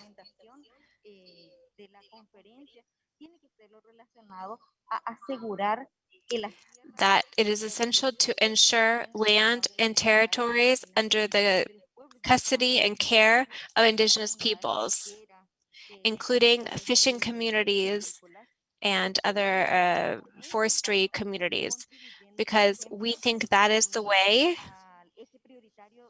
to contribute to the priority pillar set by FAO in its own document, which is creating resilient societies. And for Latin America, from our alliance, we've been speaking about this for the past 2 years of the pandemic, how important FAO's work is when it targets promoting agroecology to contribute to fighting the effects of climate change, mitigating the effects of climate change, but also to developing suitable technologies that do not destroy the environment, but actually help recover the environment, securing our right to food and our right to produce and our right to do agricultural work and supplementary work that we do related to animal raising and medicinal plants, conservation of ancestral knowledge and lands, so that this agriculture, which requires knowledge and know-how, but also can receive contributions from science and academia and new technology. We need to make sure that our land tenure rights are secured, as well as right to water. With the impact of climate change, this is becoming an increasingly severe problem across the entire continent. We know that we're all being impacted by what's going on in the Amazon, and practically all of the territories are being impacted. And another point that I want to share is some reflections we have from the Alliance. The work that FAO is doing, discussions with governments around the strategic framework and what's coming up this year, is focused on post-pandemic actions, but we're also seeing a nascent war breaking out in Eastern Europe. And our lands are also very sensitive. The documents, the work that we do, especially when it comes to do with technical and financial assistance, must be based on the Universal Declaration of Peasant Rights and rights of other peoples living in rural areas. That includes access to land, the right to resources, participation of women and youth, and other aspects as well. The family farming decennial is a topic that should be at the center of this work, and we are 10 years out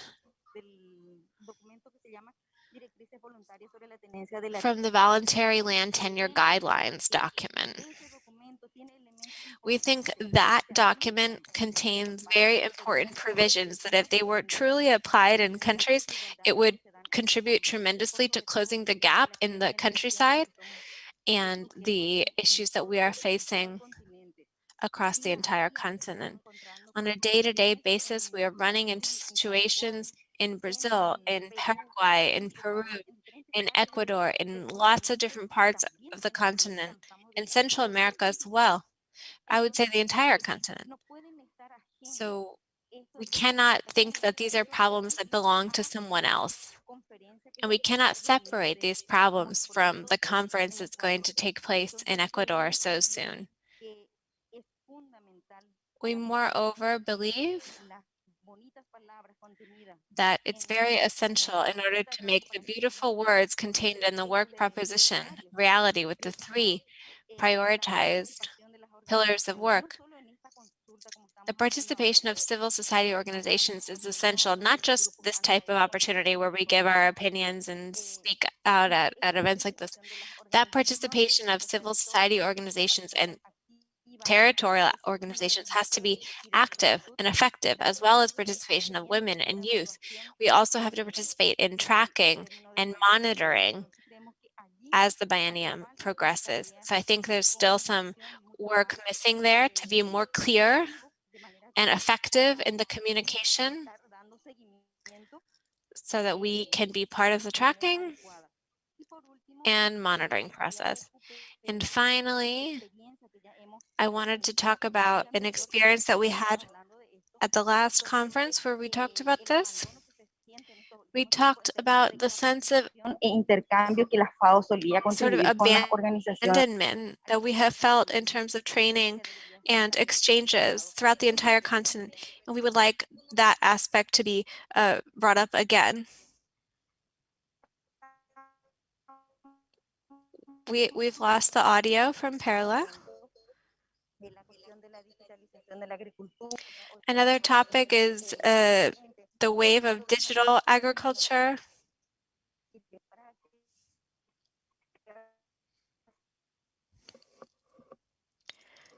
This is a note from the interpreter. Perla's audio has cut out.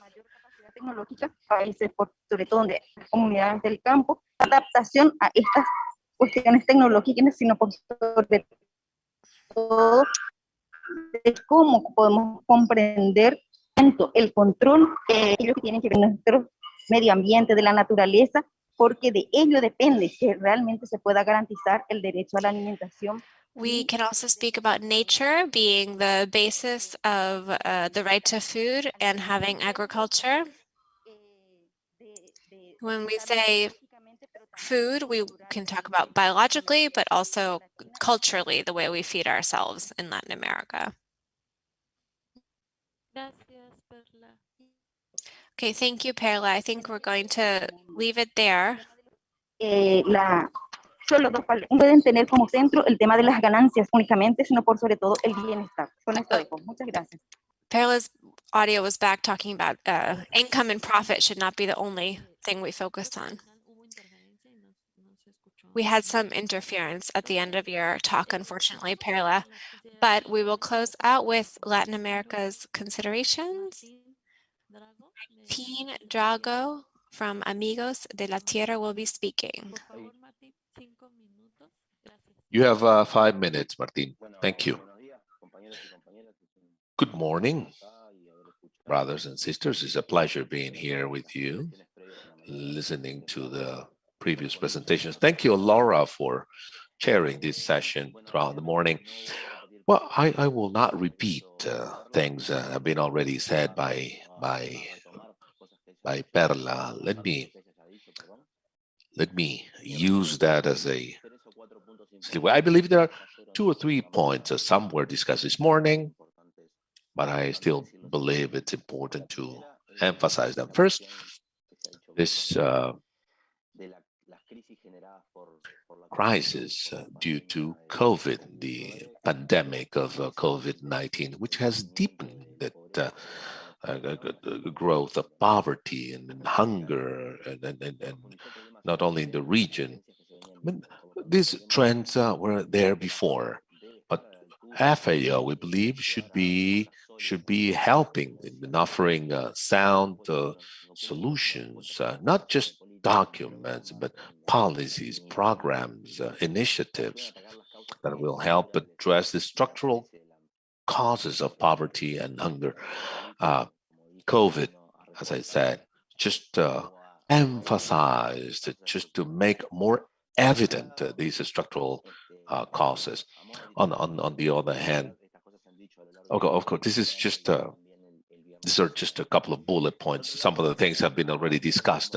Every year we see the worsening of climate change, the lack of action by governments and many UN nations to face the structural causes again of climate change, rather than having a business opportunity for those that generated climate change. Agribusiness here have a key role in this climate crisis. In order to stop, in order to reverse climate change, in order to address the consequences, we need to take the agri-food system, the production and consumption system based on environmental, social, economic, gender, intergenerational justice. And for that, we need funding, and public funding and policies, not initiatives, not documents, which is the expression of interest, clear initiatives, policies, and public funding. FAO plays here a major role in promoting those policies that will address the structural causes of climate change, and that and the main players. And here again, we understand that it is necessary, as discussed by the experts in that agroecology. It's the model.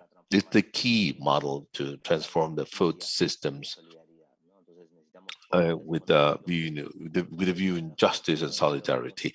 So it's to strengthen agroecological producers so that those who are not doing so can transition into agroecology.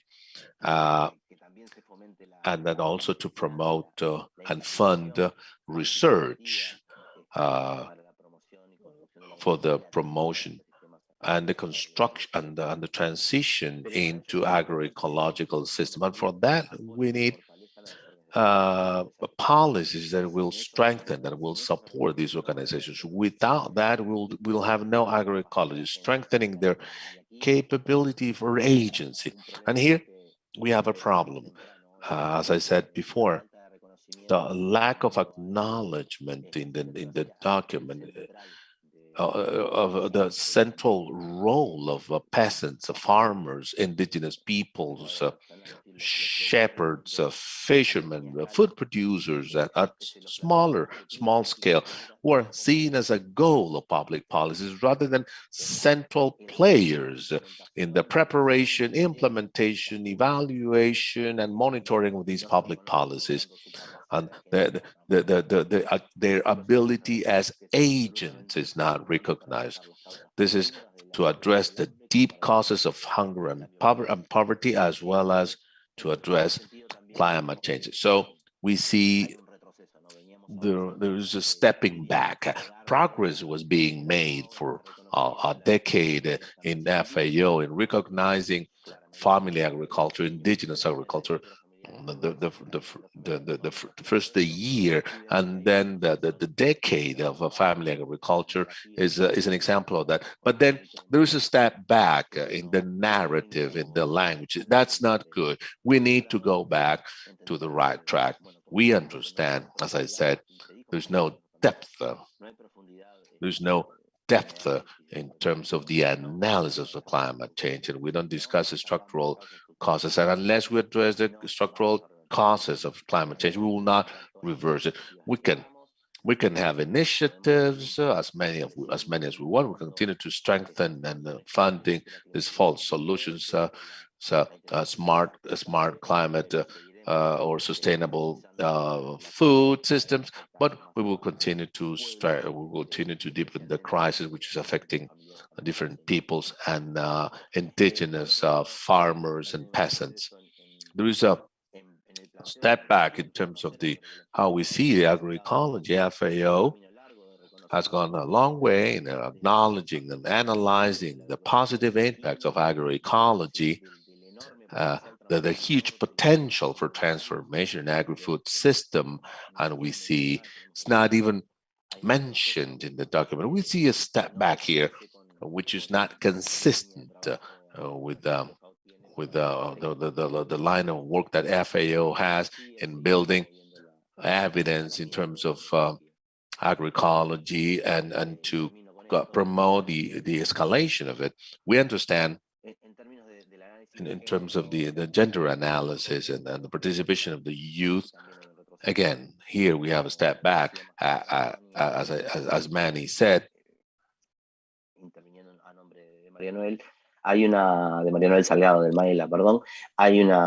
behalf of Maela, there is a distant view of what is the role of women and youth in the transformation of the agri-food system and implementation of public policies. There is a sort of a conservative view on what is the role of these players, and there is a promotion of again as a passive subject of public policies, and like relevant active subjects of transformation, the existence of agriculture in the territories first. There are lots of FAO documents recognizing the role of women in the existence of agriculture, but also in the changing potential. So we believe that there again, there is a step back. Let me close that I believe it's really important to continue to have these dialogues and consultations among the civil society organizations and FAO. Governments should listen to these type of organizations with in how to transform, how to change, how to offer recommendations of policies, programs, initiatives that will help governments and organizations to change the reality. So I'd like to thank FAO for the opportunity. This is an opportunity we have earned, and we'll continue to defend its existence, but which requires a counterpart that will be open to dialogue, that will allow this for the progress we need, and the regional FAO should continue to work on this. Let me close by saying that the next consultation is on site. Virtual meetings have lots of benefits, but also some negatives aspects. So the need of having time to discuss, the times for dialogue. I wish we can have that again in 2024. Okay, once again, thank you. Those are my remarks, in addition to what Perla just made.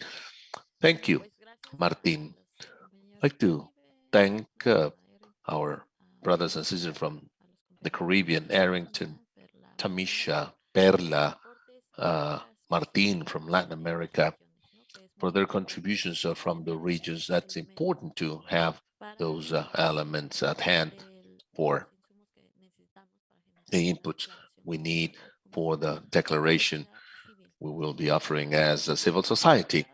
There was a hand which I saw somebody who wanted to take the floor. Tamara, go ahead. Thank you, Tamara Mesa from Consumers International. I'd like to thank Laura for chairing this, FAO and the organizations. I'd like to go back in the agenda. The spokespersons, I believe that was too fast. We have someone from an organization from consumers from Brazil, Janine. She has volunteered. We believe this is highly relevant, having all the key stakeholders to attend this regional conference, and I believe consumers are not part of this, despite the fact that we have been attending these sessions and work groups. I would like to offer a recommendation from the technical, the steering committee, so as to have a consumers organization represented, if possible. Gracias, Tamara. Yes, thank you, Tamara, for your comment. Of course. I was just trying to say that this was just a proposal of spokespersons and observers. If that was not clear, I will repeat. This is just a proposal, a suggestion. This is not written on stone. This is, we did this just to show the attending organizations that we have the possibility of having spokespersons and observers in the conference. So the idea is very good. That's great that somebody else would like to join. So we will take all these comments into account. The proposal is not finalized yet, and we believe it's important to decide on a consultation mechanism so as to finalize the list and to share, to circulate the list for all those who are attending these virtual sessions. So it's just wanted to make sure so as to avoid questions and this has not been finalized. We are in the process of finding the right tools for circulating, for socializing all this information and for finalizing this list. Unless we have more additional comments, anybody else who would like to add, of those of you who are in the Zoom session, because we have other people connected in the FAO's YouTube platform. We are about to close the session for today. So any further comments from any organization or networks in the Zoom session?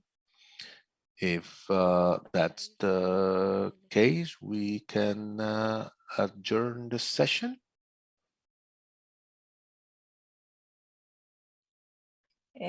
Laura. Sí. Laura. Permiso. Aquí yo quería hacer una acotación. I have a comment here as to the consultation today from FAO together with you. I mean, you are organizing, but one of the expected product of the consultation is the appointment of the spokespersons. So I don't know what are the next steps, but it is really important to have a participative, transparent process in this appointment of spokesperson. Just wanted to make that note because I have this feeling that you need some additional discussion on that, and that's a really important point. Being the spokesperson of this collective to the conference, I mean, that's really important. And I don't know if you have time enough for additional discussions. That's up to you. But on behalf of FAO, just would like to say for the record that one of the products of the consultation should be the election or selection or appointment of spokesperson in a transparent, participative manner. I see that we're closing the consultation today, and that will still be open. So thank you. So back to you.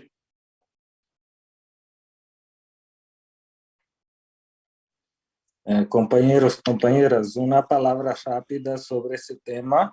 Colleagues, very quickly on that topic, as Laura said, the idea was for the committee to receive the list of names and present it here today.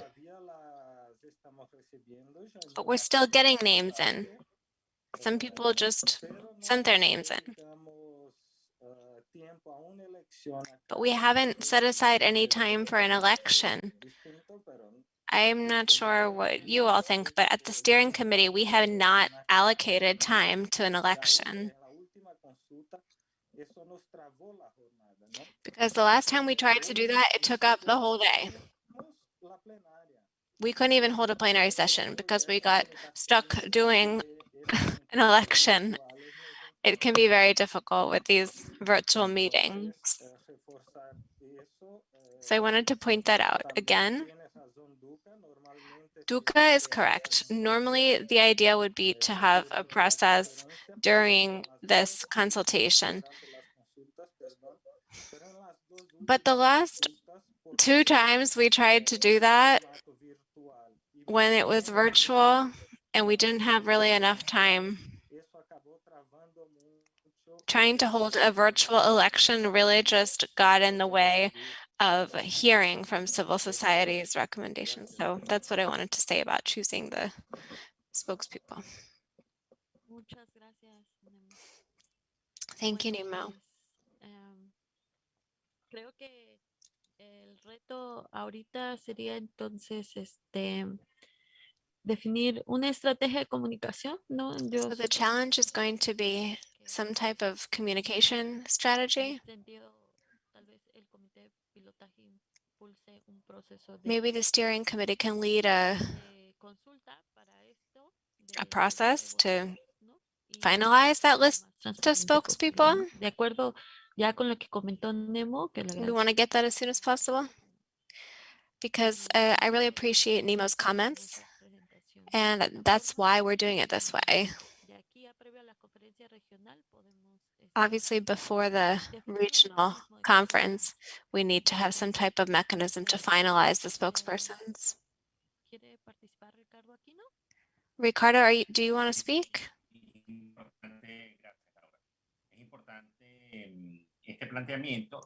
Yes, this is important, and we have to set the criteria. We have to set the profile for the spokespersons. We have to decide what that profile should look like. That's really essential, and have a mechanism, like you said, to communicate amongst ourselves and make it as transparent and fair as possible. I agree. But I think in the email that was sent out, those criteria were not included, and it's very important to have that because, as our FAO colleague said, it's a political space where you have to be influencing, and it has to be shaped around the strategy. That would be my comment. Over.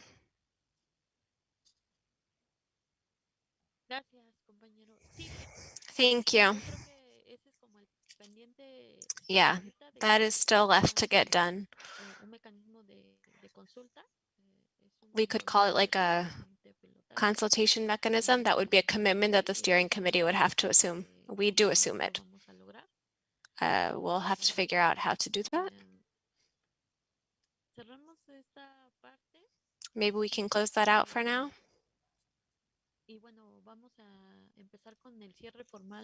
We are going to move to our formal closing remarks because we do have a time limit today. As you know, FAO has provided us with technical and interpreting and broadcast support, so we cannot go beyond the time set. So as a civil society, we're going to have to find another mechanism or another space to continue discussing the spokesperson or other things. I invite Laura Lorenzo from the World Forum, the Rural Forum, the World Rural Forum, WRM. She's going to talk about the family farming decennial. Laura, 5 minutes on the clock. Thank you. Thank you. It's been so interesting to follow the discussions today and last Friday, and I think they make clear how enormously valuable it is to build proposals together. And that's why I always congratulate FAO and civil society organizations for having such constructive dialogue.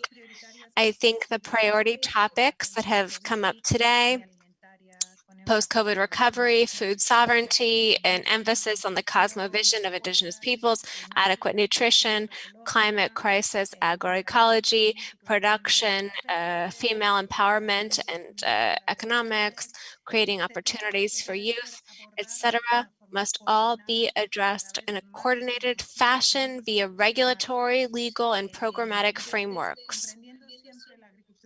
We must understand family farming from a holistic, systematic standpoint.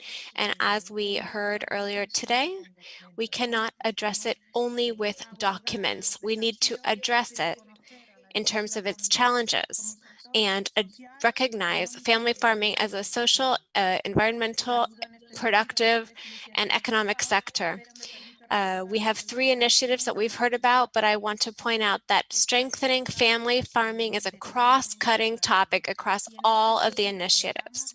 And having said that, we have the family farming decennial to serve as a multiplying leverage to achieve concrete goals that we've talked about today with our colleagues. The family farming decennial includes lots of actions, but I want to point out 3 actions that I think are really important. It calls us to reinforce political dialogue and multi-sectoral and multi-agent collaboration on family farming. That means the involvement of agencies, governments, UN bodies, farmer organizations, family farming cooperatives, etc. There are already some dialogue platforms available. We have to make them even more available. There are some national committees for family farming. We have to strengthen them even more and take advantage of them to make sure that all actors involved have the chance to participate throughout the entire public policy cycle, as a lot has been discussed on that. A second thing that the decennial allows us to do is to review our national programs and plans for family farming, which are national pathways to strengthen food systems in a sustainable fashion. Más resilientes y más agroecológicos and have more resilient systems to support livelihoods, create economic opportunities in rural areas. Let's gamble on national plans as part of this decennial with concrete instruments to advance in agriculture. The third point I want to underscore is that this decennial allows us to underscore the consistency of different policies and programs. We need to consolidate and align our commitments. They can't work against each other.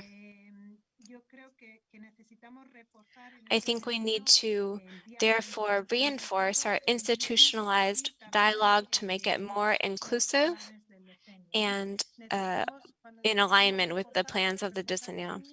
We need technical reinforcement, political, economic reinforcement for these processes. The FAO, once again, has an essential role to play in that.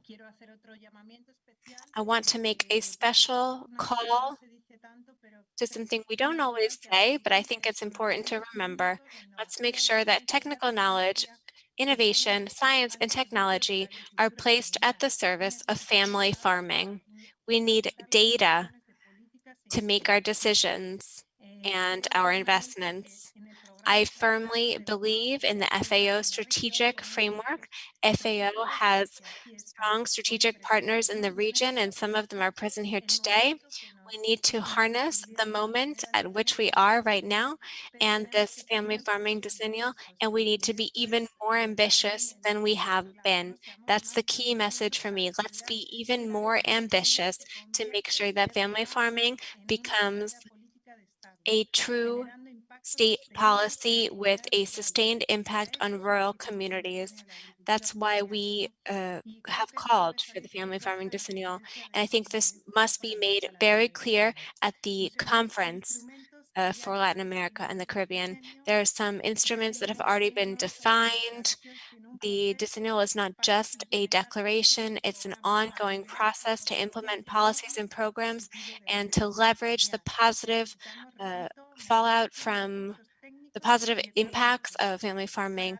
We need economic resources to support the development of these policies and programs, and of course, implementation of action plans, and to do capacity building for the principal agents involved in policies, which are family farming organizations, fishery groups, indigenous peoples, rural and peasant peoples, etc., so they can take part in the entire public policy cycle and truly leverage family farming. What family farming has to offer is that it's the cornerstone, and here I wrap up, it's the cornerstone of diversified quality food systems and rural and urban communities that are healthy and resilient and that enjoy a high quality of life with equity and free from hunger. We have no sustainable future for food systems if we don't have family farming. Thank you. Muchas gracias, Laura.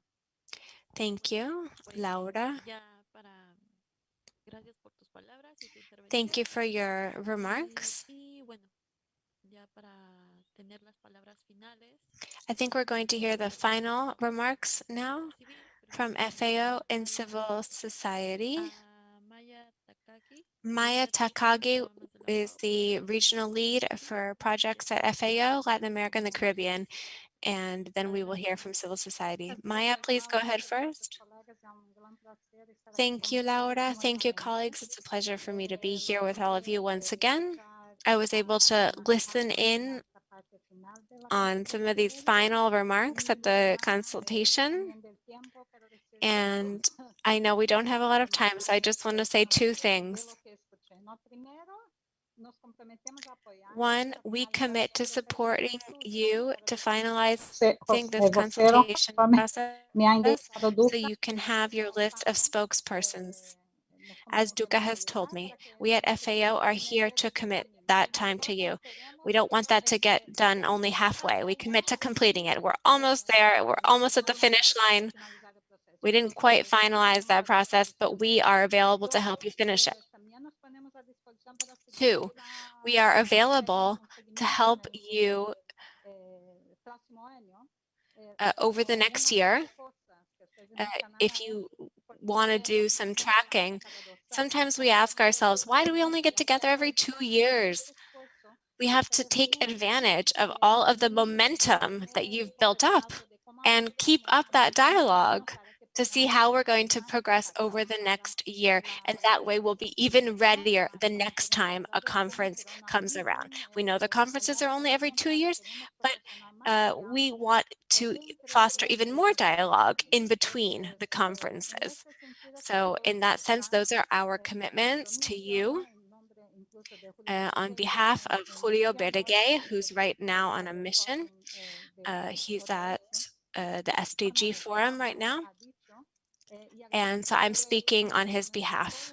And we are grateful to all of you for your time and for setting aside the effort to participate in this consultation. We're especially grateful to the steering committee, which has been working for more than a month on preparing this event.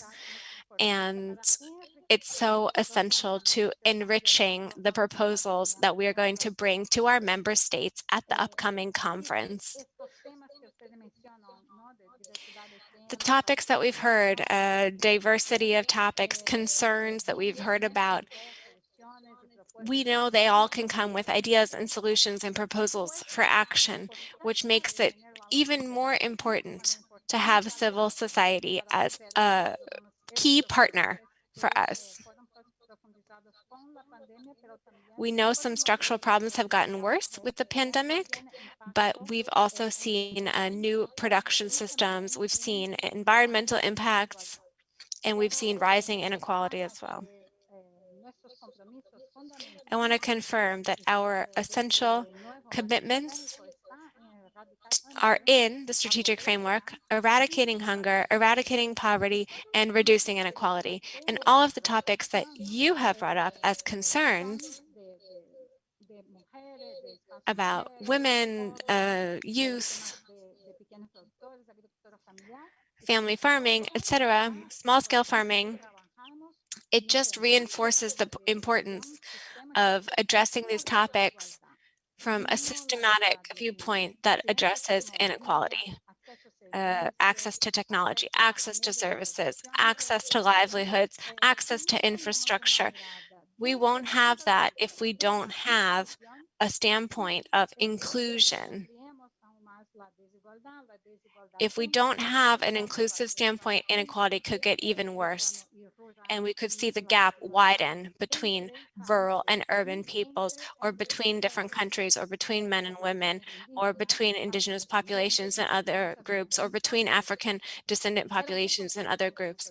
So I want to confirm FAO's commitment in these topics to addressing these areas, and tell you that we welcome very humbly all of your feedback and input during this process. I want to say that there is no decision that can't be rolled back. So if something is brought up, something new, some type of new communication, the idea is to not go backwards in anything, not go backwards in family farming or women or youth or any of these areas. 1 minute, Maya, please. Another topic that I think Duka brought up. Last time we had our conference, we had 6 documents that we used as supporting documents. We had one for each regional initiative. We had one for innovation, one for priorities. This year, we decided to just have one document about priorities, and so we have a much more condensed version. And so yes, I recognize some things were left out, but it doesn't mean that they're not important to us. We just wanted to produce more condensed versions of the documents this year. We had set some guidelines for how long the documents should be this year. We wanted to have one really succinct, condensed document. I can give you an example. For our working plan for this biennium, for example, some of the topics that have a lot of results from the countries, from the country offices at FAO, and in the region, access to resources for small-scale farmers. That's what comes up the most. Biodiversity, maintaining biodiversity, and ecosystem services is also coming up a lot. And sustainable use of natural resources. That's the second most important result that we've seen in the past biennium. And resilient agri-food systems. You can't have resilient agri-food systems if you don't have a person-centered agriculture. So I just want to point that out. Then we have diet, a healthy diet, nutrition, climate change continues to be something that's very important. So I know I only am going to have 10 minutes, but please don't think that it's exhaustive. There's a whole big working plan that has much more than what I will be able to say. And we've tried to reflect your concerns. Your concerns are our concerns, and they are being supported and received by FAO. Maya, we are running out of time. We want a very active participation from the spokespersons, and we look forward to the observers attending the conference, and we look forward to a powerful, independent declaration. I know you're capable of doing that, and it will be a very key piece of the conference, the regional conference, as it has been at all of our other conferences. So you can send us that declaration when it's finished. Please count on us. We're there to help you. You all are an essential component to us making good decisions and to have the member states making good decisions about priorities for the next 2 years. Thank you so much. Thank you, Maya. We'll ask people in the session to turn their cameras on for the group photo. And if you have comments or contributions or questions on these consultation, if you have recommendations, we will please kindly ask to write marcela.curiquenmuat at FAO.com and Nemo's email address. So they will be writing their email addresses in the chat box. And now we'll listen to Alberto Broch from the COPROFAM for offering the final remarks from the civil society organizations. Alberto, please try to be brief in order to close our consultation today. Thank you, my dear Laura.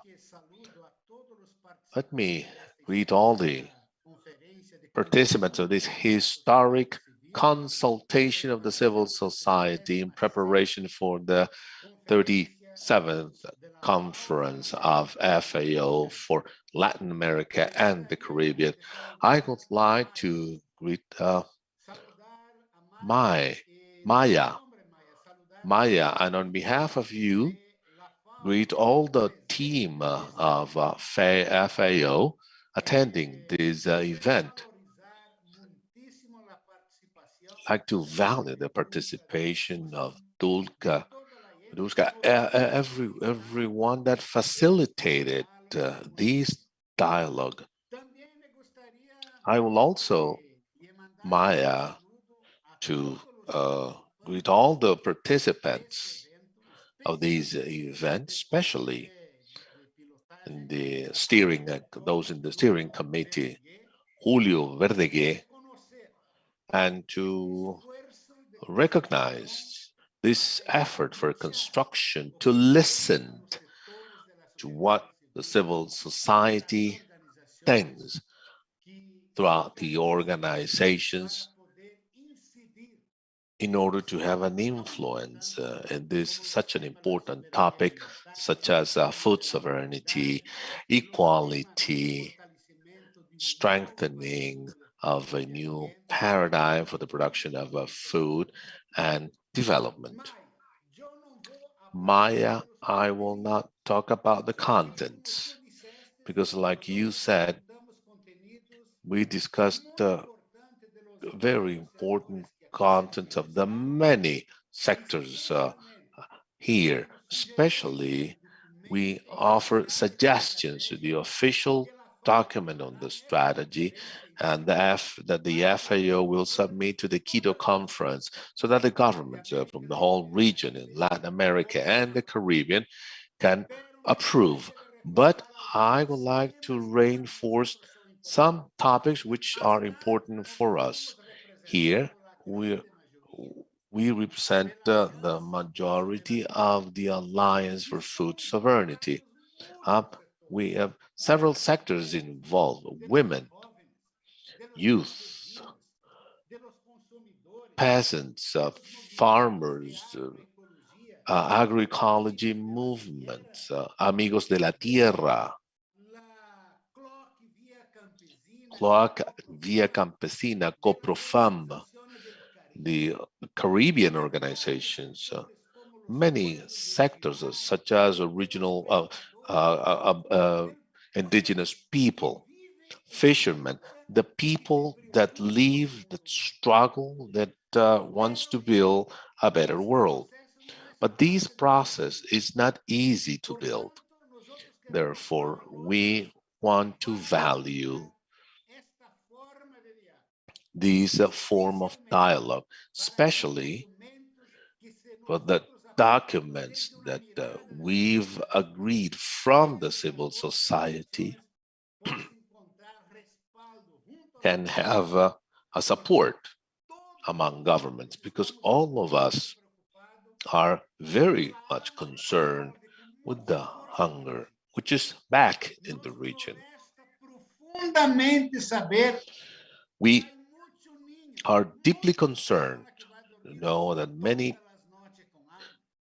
children, many people will go to bed with the hunger. We don't like to know that inequalities are bigger and bigger.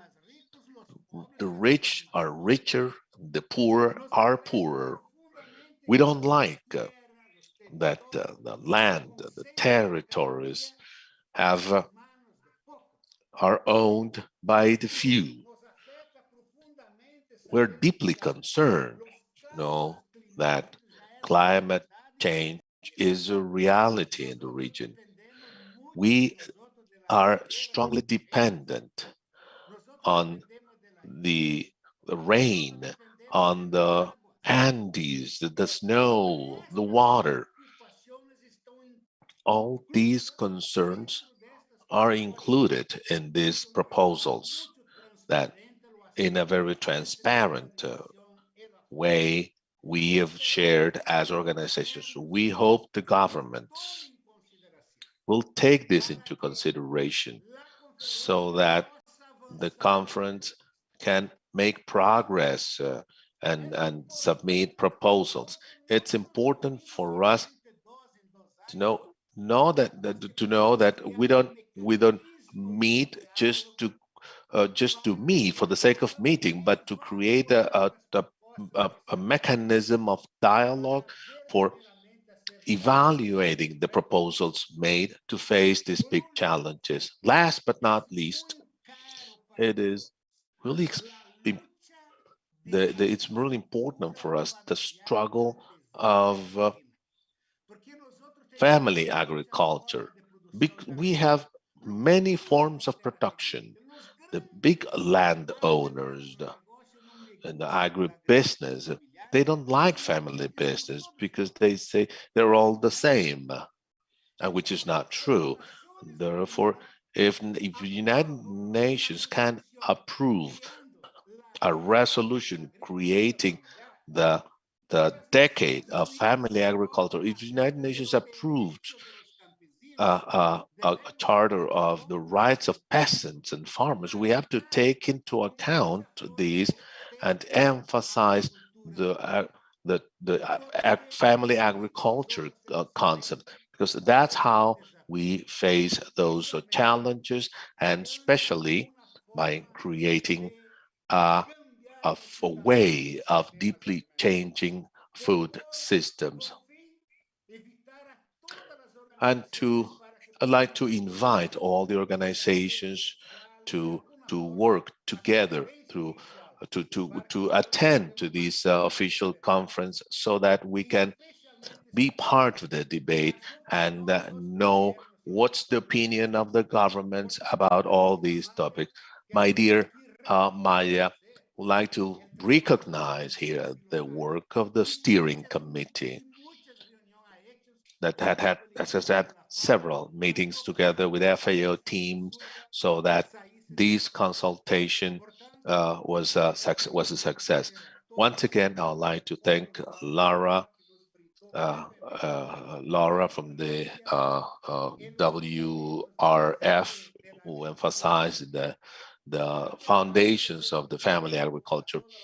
I'd like to recognize for the FAO in Latin America and the Caribbean. Thank you very much. Muchas gracias, Alberto. Bueno, pues Thank gracias you, a todos. Alberto. Well, thank you, everyone, all those who joined us, the different organizations, different networks in this process, Friday and today, and those that followed us using the FAO YouTube channel. We are adjourning this meeting today, and thank you, each one of you. See you next time.